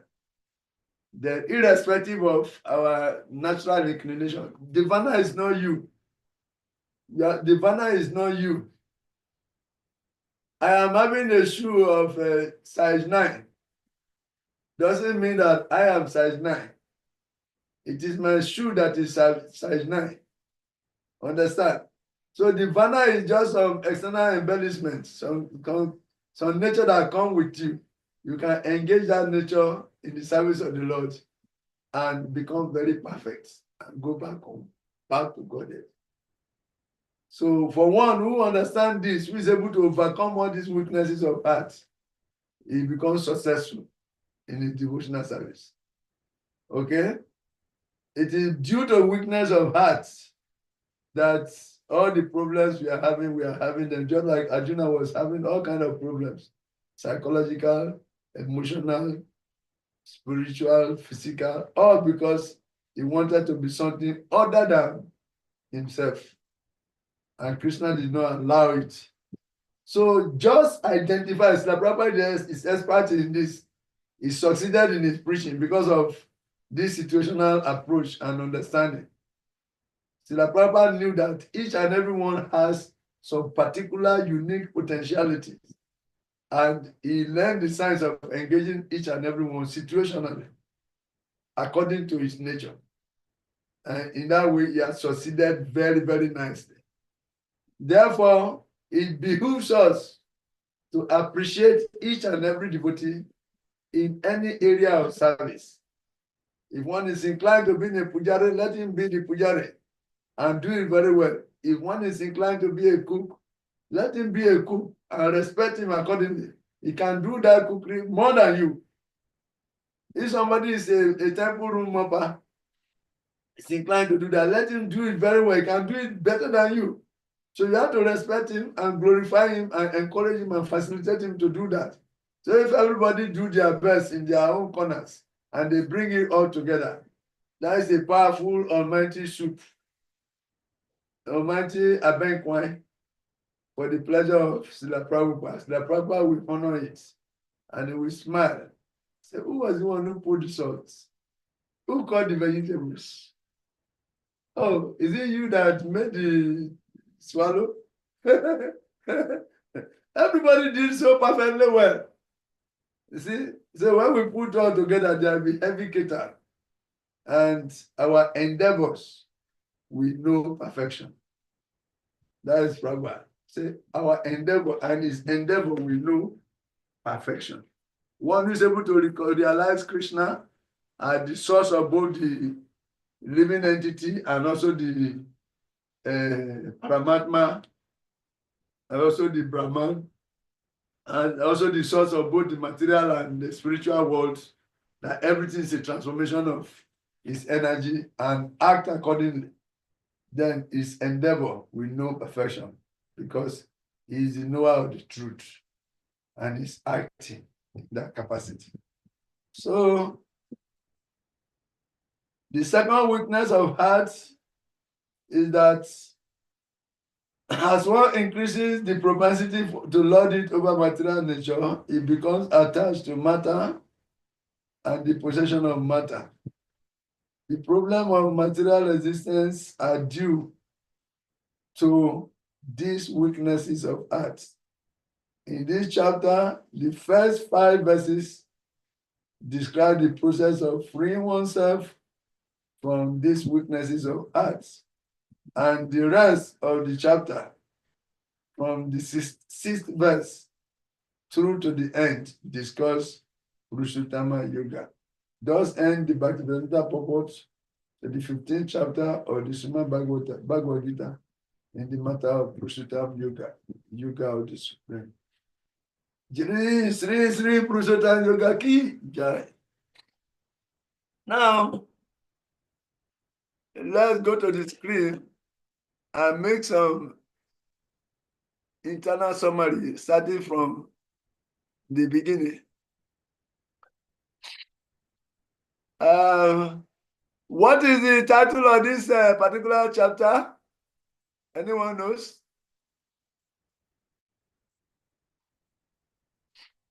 What is the title of this particular chapter of the Bhagavad Gita? Hare Krishna. Hare The Krishna. title is the Yoga of the Supreme Person. The Yoga of the Supreme Person. Yes. What is the other name for this Yoga of the Supreme Person? Purushottama Yoga. Purushottama Yoga. Yes. Very good. Now, in the first 5 verses, Krishna described the process or the qualification for beginning devotional service. That one basic requirement for doing Vyabhisharana Bhakti, which is mentioned in 1426. Vyabhisharana Bhakti, doing which one becomes steadily situated and never fall down in any circumstance. Let me see. Mamchayo Vyabhisharana Bhakti Yogena Sevati Sagunai Samati Chaitan Brahma Bhuyaya Kalpati. One who engages in full devotional service, unfailing in all circumstances, at once transcend the modes of material nature and thus come to the level of Brahman. What is this Brahman? These are 13 ended, 14 ended. And Krishna said, and I am the basis of the impersonal Brahman, which is immortal, imperishable, and eternal, and is the constitutional position of the ultimate happiness. So who is that Krishna? What is how do we engage in Vyabhisharana Bhakti? That is the beginning of chapter 15. So in the first 5 slokas, Krishna described some of the basic prerequisites, 1 to 4, basic prerequisites for doing Vyabhisharana Bhakti. And the most basic prerequisite is detachment. We want to develop attachment to Krishna. We must develop detachment first from matter. To develop detachment from matter, we need a weapon. And that weapon is Asanga Sastrina, the weapon of detachment. And we say this weapon has to be sharpened. How do we sharpen this weapon? We sharpen it by discrimination. And by discrimination, we mean we should study the scriptures, discuss the scriptures among ourselves. So in that way, we can help filter illusion from reality. Sharpening of the axe. If you were to use axe to cut wood and you don't sharpen it very well, you'll be frustrated very soon. It will just bounce out, boom, boom, boom, boom, boom. It will not enter the wood. But if it is sharp, then it will enter. Then you start employing some technique, the angle of inclination of the axe to the wood. You start, variegating it. Then before you realize, big tree is down. See, so to sharpen that weapon of detachment, Asanga Sastra, we must cultivate discrimination by studying the scriptures among ourselves, among devotees. Then we say, okay, apart from this, what other qualification do we need in order to perform devotional service and go back to the kingdom of God that we are talking about, this kingdom of God we are talking about? how do we? So in 15:5, these qualifications are given. That first, Nirimana Moha, Jita Sangha Dosa, Adhyatma Nitya Vinivrita Kama, Dwandvaivi Mukta Sukaduka Samgyai, Gashanti Amuda Padam Avyayam Tat.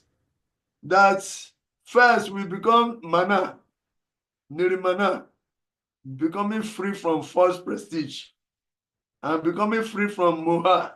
We should become free from moha. Then we also jita sangadosa.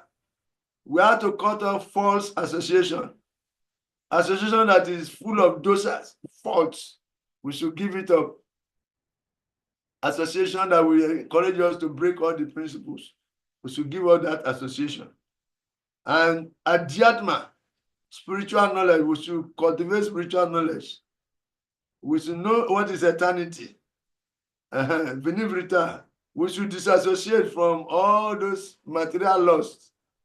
Kama and Dwandwa, we endeavor to become free from illusion and delusion. Then we become equiposed in happiness and distress. Then we learn how to do devotional service. No, we learn how to do devotional service, surrender to the Supreme Lord. Then we will be able to attain the kingdom of God. So these are the qualifications given. But they say, what is this kingdom of God? What is specific? What differentiates it from this material world? Then Krishna said, Nanta basayate suryo, nasa sankona pavaka, yadgatwa nani vartante, tadharma paramamama. So I say, this, my spiritual world is completely different from here. It is not illuminated by light. Sunlight is not illuminated by the moon. It is not illuminated by electricity. What? These are a few details we are given, but these few details we are given, I can't understand. A place that there is no sun, no moon, no electricity, it will be very dark now. Say, that is not that kind of darkness we are talking, no, one with small intelligence. This is not what we are talking about. Because if the materialist, the foolish man will think that the place will be very dark since there is no sun or no electricity. It is self-luminous. This is the nature of my world. The spiritual world itself is light. It's unlimited light. So the question of darkness does not even come into being. It does not exist.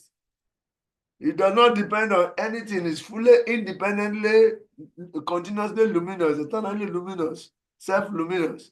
This is what we mean. It's that kind of a place will be wonderful. Oh. Krishna is saying this in order to appetize us to wanting to go there. Krishna is trying to instigate us to wanting to experience that place. Just like somebody hears the glorious things about America in Ghana, you want to go to America by all means, as if America is heaven. So Krishna is trying to tantalize our tastes. And he's telling us about the spiritual world. More is given in the Brahma Samhita. As to where the stones are all gemstones, anything you touch, it turns into gold. Here we go to gold mines to look for gold and work very hard for years before we get small gold. But there, everything, every stone they touch can turn to gold. I would like to be there. Oh, I go to Shakti. I'd like to be there. And when I get there, I will carry the biggest lump of gold. I will put it in my bag. I will carry another lump. But before I realize, the whole bag will be full of gold, and I will come here. I will sell one, and I will buy all the houses, So, in order to tantalize the taste of Gura Shakti, Krishna is describing the nature of the spiritual world. You want gold? You come here, you will see gold. You pack gold on the tab, but unfortunately, there is no bag to carry gold there. No bag. Because it's an unlimited world. So anything that is limited, bottles, bags, containers, they are not there. There are no buckets in the spiritual world. There are no bags. There are no bottles. Because everything is unlimitedly available. So why do you need buckets and bottles and bags? It's a limitedness. It's not there. Everything is abundantly available. Anything you want, just by desiring it, the thing manifests, including gold, diamond. You want diamond, diamond just stand in your front. Take me. Gold, come and stand. Huge. Take me. What do you want? Everything you turn to gold. Even the food you touch it, you turn to gold. You don't need food. So that kind of a place. So Krishna described it like this so that the foolish man who doesn't want to surrender will now say, hey, I like this, So that allurement, he want to know there, then he begin to start giving him condition how to do the witness service. So this is how it is done. So it is here on the screen that Krishna then said that is the basis of the supreme shelter of Brahma. In 1426, Krishna also said that by performing bhakti, one can transcend the material modes and attain the status of Brahma. But to attain devotion and attachment to Krishna, one needs to develop detachment from the material world. In this chapter, Krishna described the process of breaking attachment. So this is why you see on the screen, verse 1 to 5 talks about becoming detached from the material world. And text 6 to 11, it talks about transmigration. So there was a need for Krishna to explain to us our real nature, where we actually belong. And lamentably, however, we find ourselves in a completely diametrically opposed environment. How? So he started to explain how the soul is eternal, and the eternal soul will transmigrate from body to body. And at the end of one lifetime, the attractive principle leaves. Then the body takes its original form, dead. Then all the impressions of the mind and the senses, they are all carried by the soul in the subtle body to another body. And the purpose of carrying it is for enjoyment, because if you carry objects when you are traveling, it is enjoyment and satisfaction you are looking for. So for that, for the enjoyment, continuous enjoyment of the senses, the soul carries all the sense objects, all impressions from previous lives. And when you go to the till of material nature will just take that conception he has carried there and transform it into a garment for him. It could be the garment of a human body. It could be the garment of a demigod's body. It could be the garment of a goat body, a cow's body, a hog's body, a buffalo body. Then with particular senses, to function in that capacity and get you absorbed. So when you act like that, then as you are acting, I shouldn't say, but people who are lost like this and are acting like this, is there any hope for them? How can they see you also? I said, no, it's not difficult. If you see the sun, you are seeing me. I am the splendor of the sun. I supply light to everyone and light up everything in the daytime and wind up everything into my body temporarily in the night. So anybody who is experiencing and taking help from the sun to see, to grow his plants, to do so many things, is already experiencing me. Not only am I the sun, I am the splendor of the moon also. The vegetations and everything. He said, okay, but before them, he said, the ordinary sun, the sun is the controlling deity of the eyes. So material eyes cannot see him. The mind, the controlling deity is the moon. So one other esoteric meaning of that verse 6 is that material mind cannot comprehend him, material eyes cannot see him. You have to spiritualize his eyes, spiritualize his mind. And for that, he needs the guidance, he needs the mercy of the devotees. Devotees will enlighten him about his real identity, his relationship with the Supreme, and how to see things as I one who is on that platform is already an endeavoring transcendentalist. And the second part of verse 15, Aham Sarvari, Aham Eva Vejia, Vedanta Creed, Vedavid Eva Chaham, is meant for him.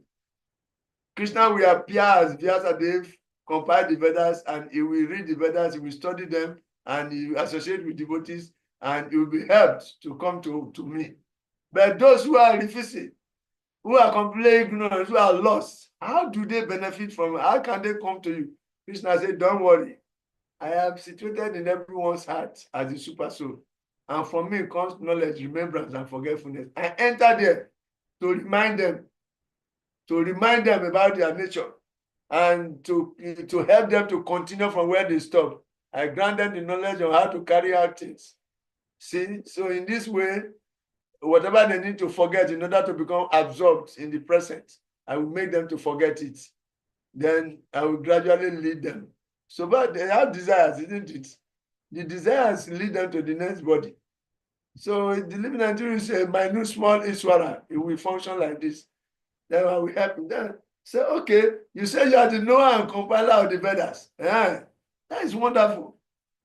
Krishna, can you please summarize the essence of the Vedas for me? Then Krishna started to summarize verse 16 to 18, 3 Sloki Gita, that there are 2 kinds of living beings. One is the fallible and the other is the infallible. Okay? And some commentators say the infallible in this sense refer to the souls who have associated with transcendentalists and have become liberated also.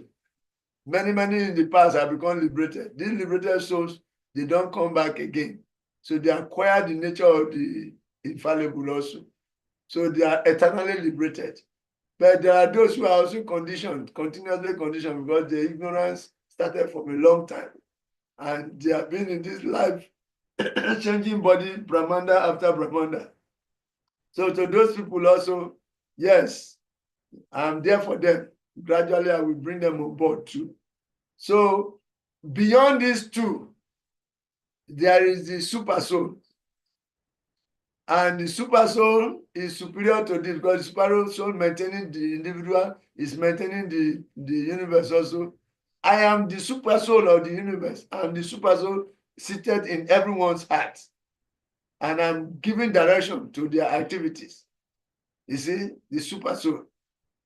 You see, but beyond the super soul and the individual soul, both the Jiva Bhuta, the eternally materially conditioned living entity, are called Jiva Bhuta. The materially liberated living entities are called Brahma Bhuta. So, but beyond this Brahma Bhuta and Jiva Bhuta, and also beyond the Paramatma, is me, Bhagavan. And one who knows me as the goal of everything and the source goal of the Vedas is the true knower. That even though he's materially uneducated, as long as he knows the purpose of the Vedas, he knows me as the Supreme and is serving me, then he's superior to those speculators who are still looking for me, going from scripture to scripture. So he's actually higher. One who has become a devotee, a bhakta is higher than a personalist, is higher than Gyanis.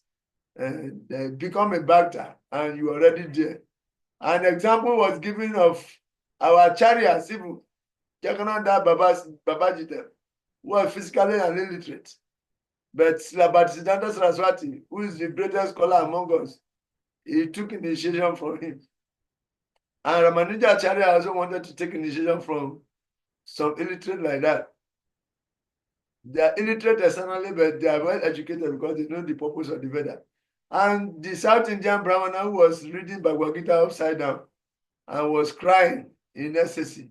And Lord Chaitanya asked him why. And he explained to him that I cannot read, but my spiritual master says you read. So I'm just reading the picture. I'm seeing how the Supreme Personality of God, the Lord himself, becoming the servant of his devotee to the extent of being a charioteer to Arjuna. This is incredible. My Lord is so merciful. He's so merciful. Who can be more merciful than him? Then we remember a verse in the Bhagavatam. Aho bakiyam sanakala kutam Jigam sayat api asadwi.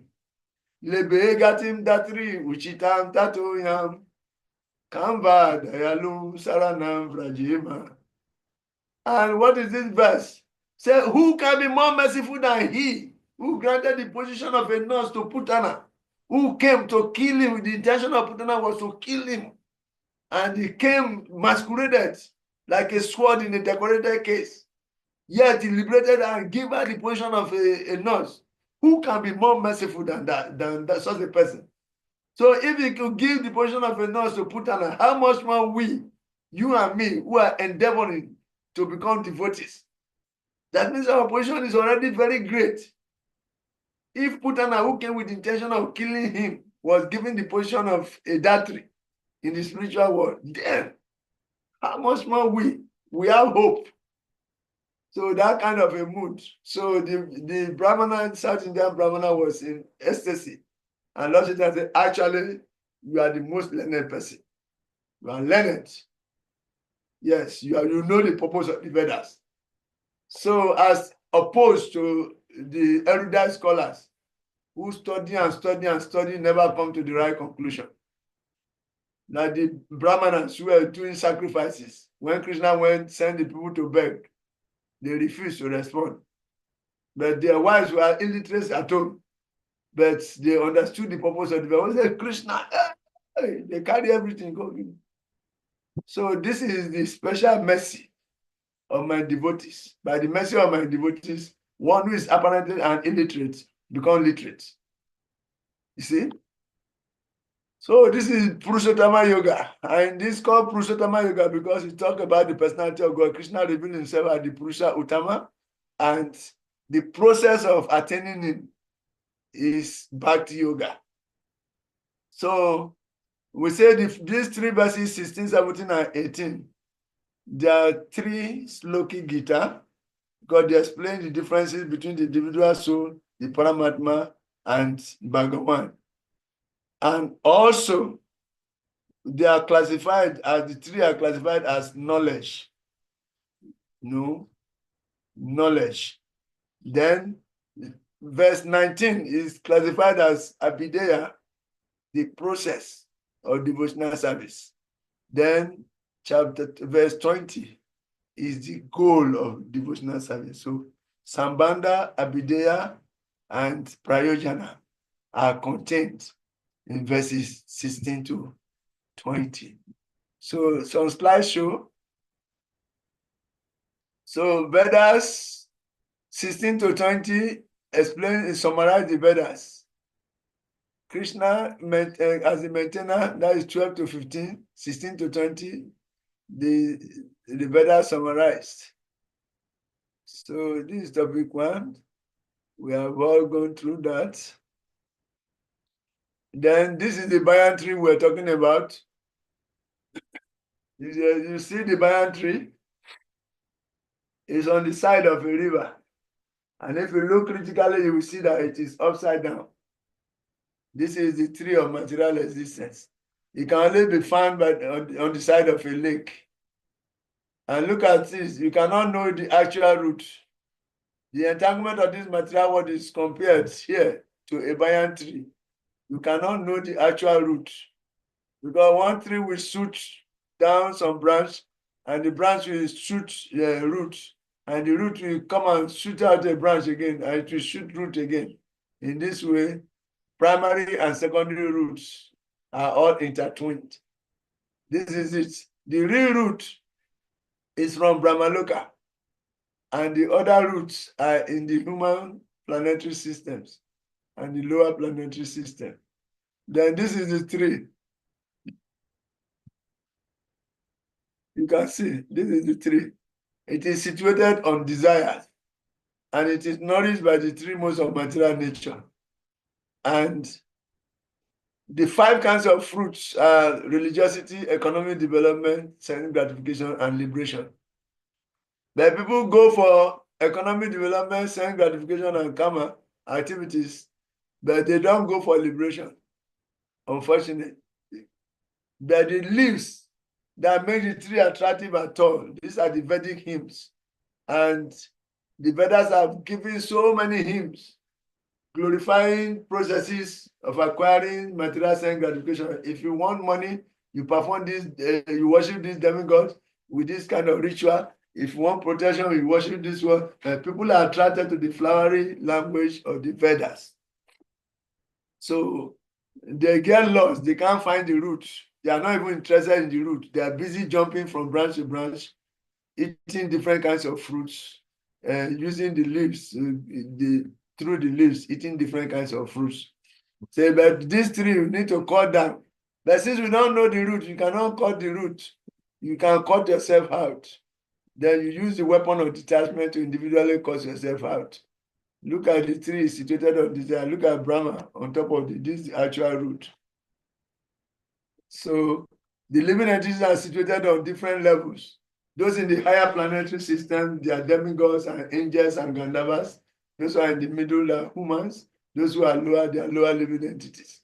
Then 3 to 4, call the tree with the acts of detachment. And how is this done? By surrendering process to Krishna. You should surrender to Krishna simultaneously and detach yourself from the material world. Test 6, spiritual world, the goal of surrendering. The goal of surrendering is to go back to the spiritual world and function in harmony with the Lord. Then section 2 is dealing with transmigration from verse 6 to 11. And here a particular powerful analogy was given that the process of transmigration is like this. The air by nature is pure. The living entity in the material world carries the different conception of life from one body to another as the air carries aroma. The air is by nature pure, but when it passes through aromatic flower, it carries the fragrance of the flower. Fragrance is different from the air itself, but they are very subtle. So similarly, when the same air passes over some stool, it will carry the nasty scent, but the air is not polluted. So similarly, the soul, eternal soul, carry the various conceptions of previous lives into its next life. But the soul actually itself is not polluted. Then the yoga of the Supreme, Krishna as the maintainer, 12 to 15. Here is it. On the cosmic level, Krishna is the source of light, of the sun and the moon and the fire. Of the splendid, it said, of the splendid, I am the splendor.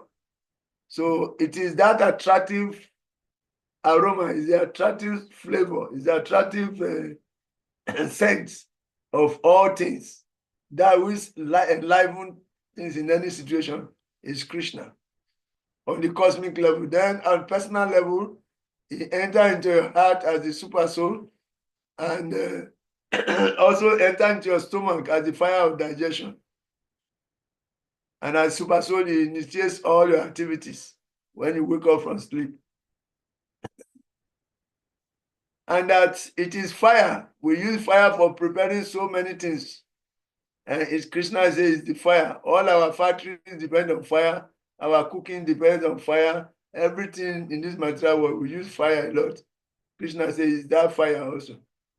And then, yeah, Krishna as the maintainer continues that is the one holding everything together as a cosmic glue.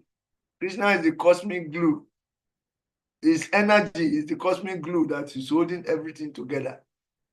And like he's holding all the planets together. Otherwise, the planets would have scattered like dust in the air. If you use sand to pack the dust can be put together. But if you throw it in the air, all will scatter. So Krishna's energy is that force, that gravitational force that is pulling everything together. It is the centrifugal force also. It is the centripetal force too. All are Krishna's energy. And there are 4 kinds of foodstuff. Some are swallowed, some are chewed, some are licked, and some are sucked. And Krishna is all. It is him who has come from, who has developed that different taste. There's 16 to 20, Vedanta Sutra summarized.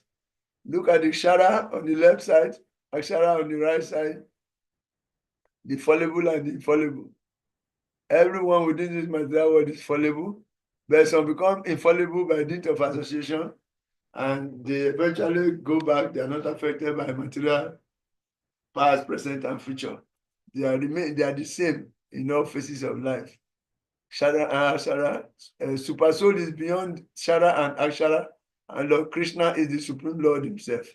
So the conclusion, while one is performing devotional service in the association of pure devotees in full Krishna consciousness, there are certain things which require to be vanquished altogether. The most important thing one has to surmount is weakness of the heart. The first fall down is caused by the desire to lord it over material nature. So you have to give up that desire, that marginal propensity to lord it over material nature. Iswara Baba, we are not enjoyers, we are the enjoyed. Let's know our position and act according to our position and natural proclivities. Thus, one gives up the transcendental loving service of the Supreme Lord.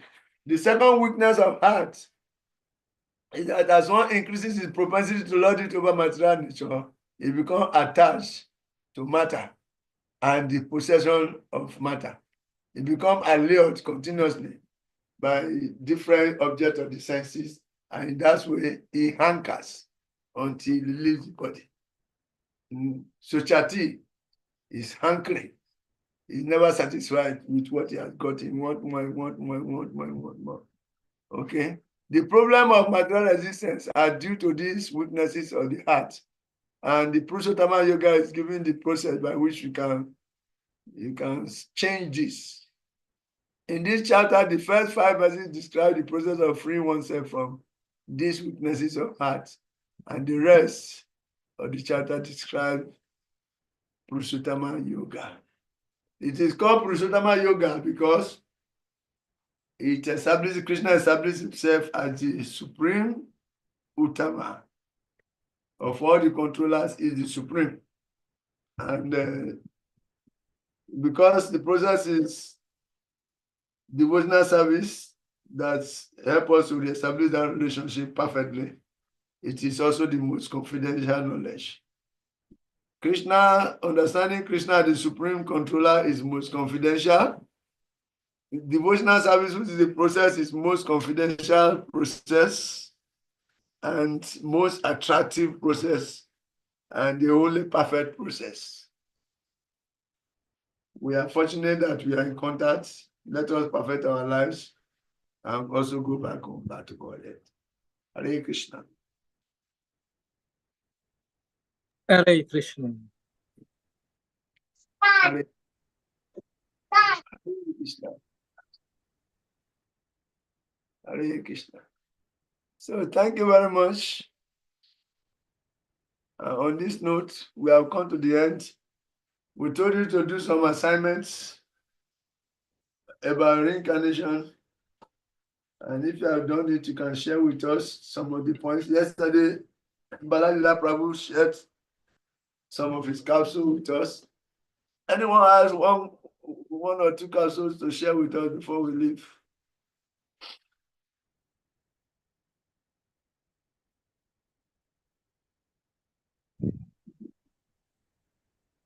Mother Gandhari, did you read them?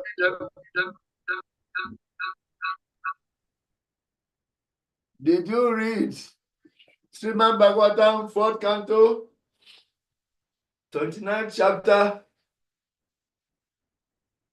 verses number 58 to 70? Did you read them? No, I did not read them. I did not hear. Why? Is it because of laziness? No, I did not even know of it. It's like my credit got finished. I did not know of it. It's dangerous for you to be epileptic. Your attendance should not be epileptic. Otherwise, you will not know of assignments like this. Very bad. I will find out from my colleague.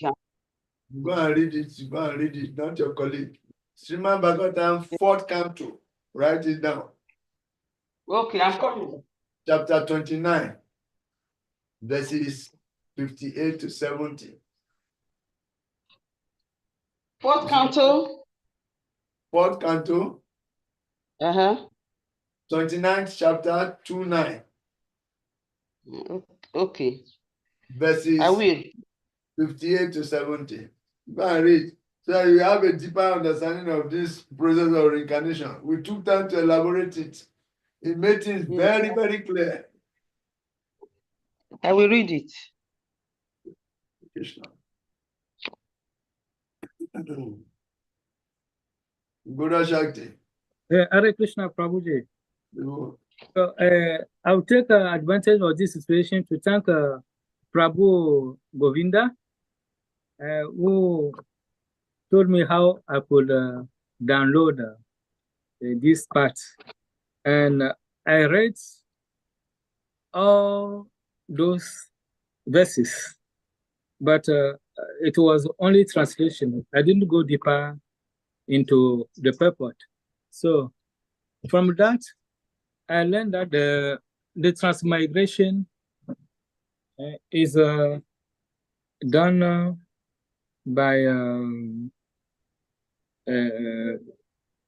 when the soul then leaves the body and then takes with him some senses. I mean the senses and the working senses and other senses, plus the object of senses, the mind, and then it goes to the material nature, and then is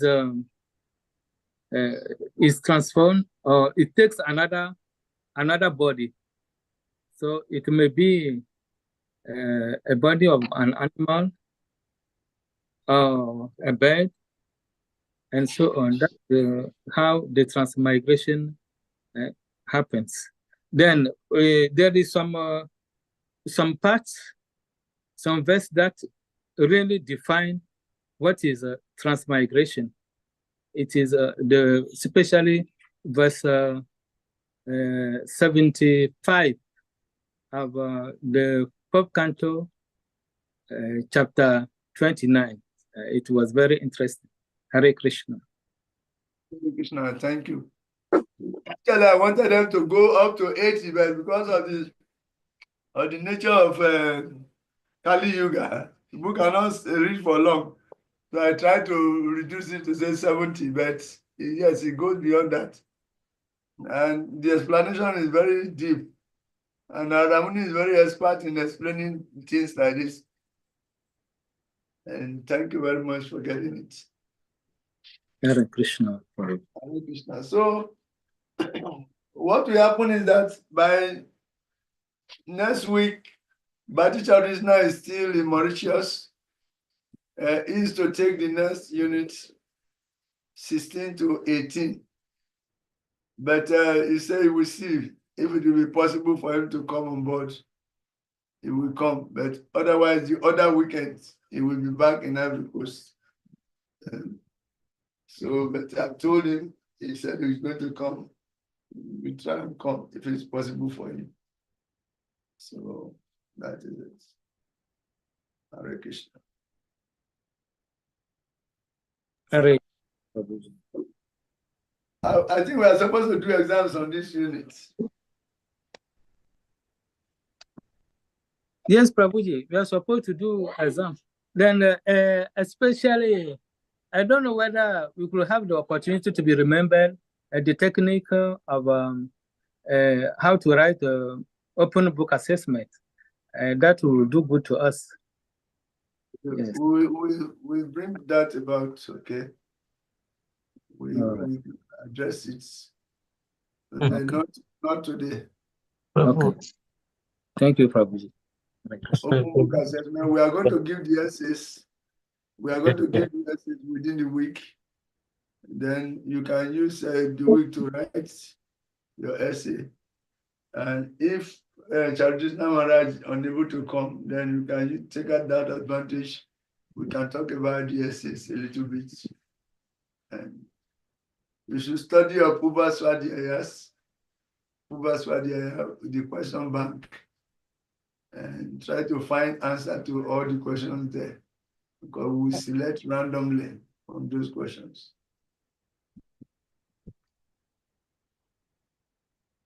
Okay. Hare Krishna. Thank you. See you. Stephen Govinda, are you there?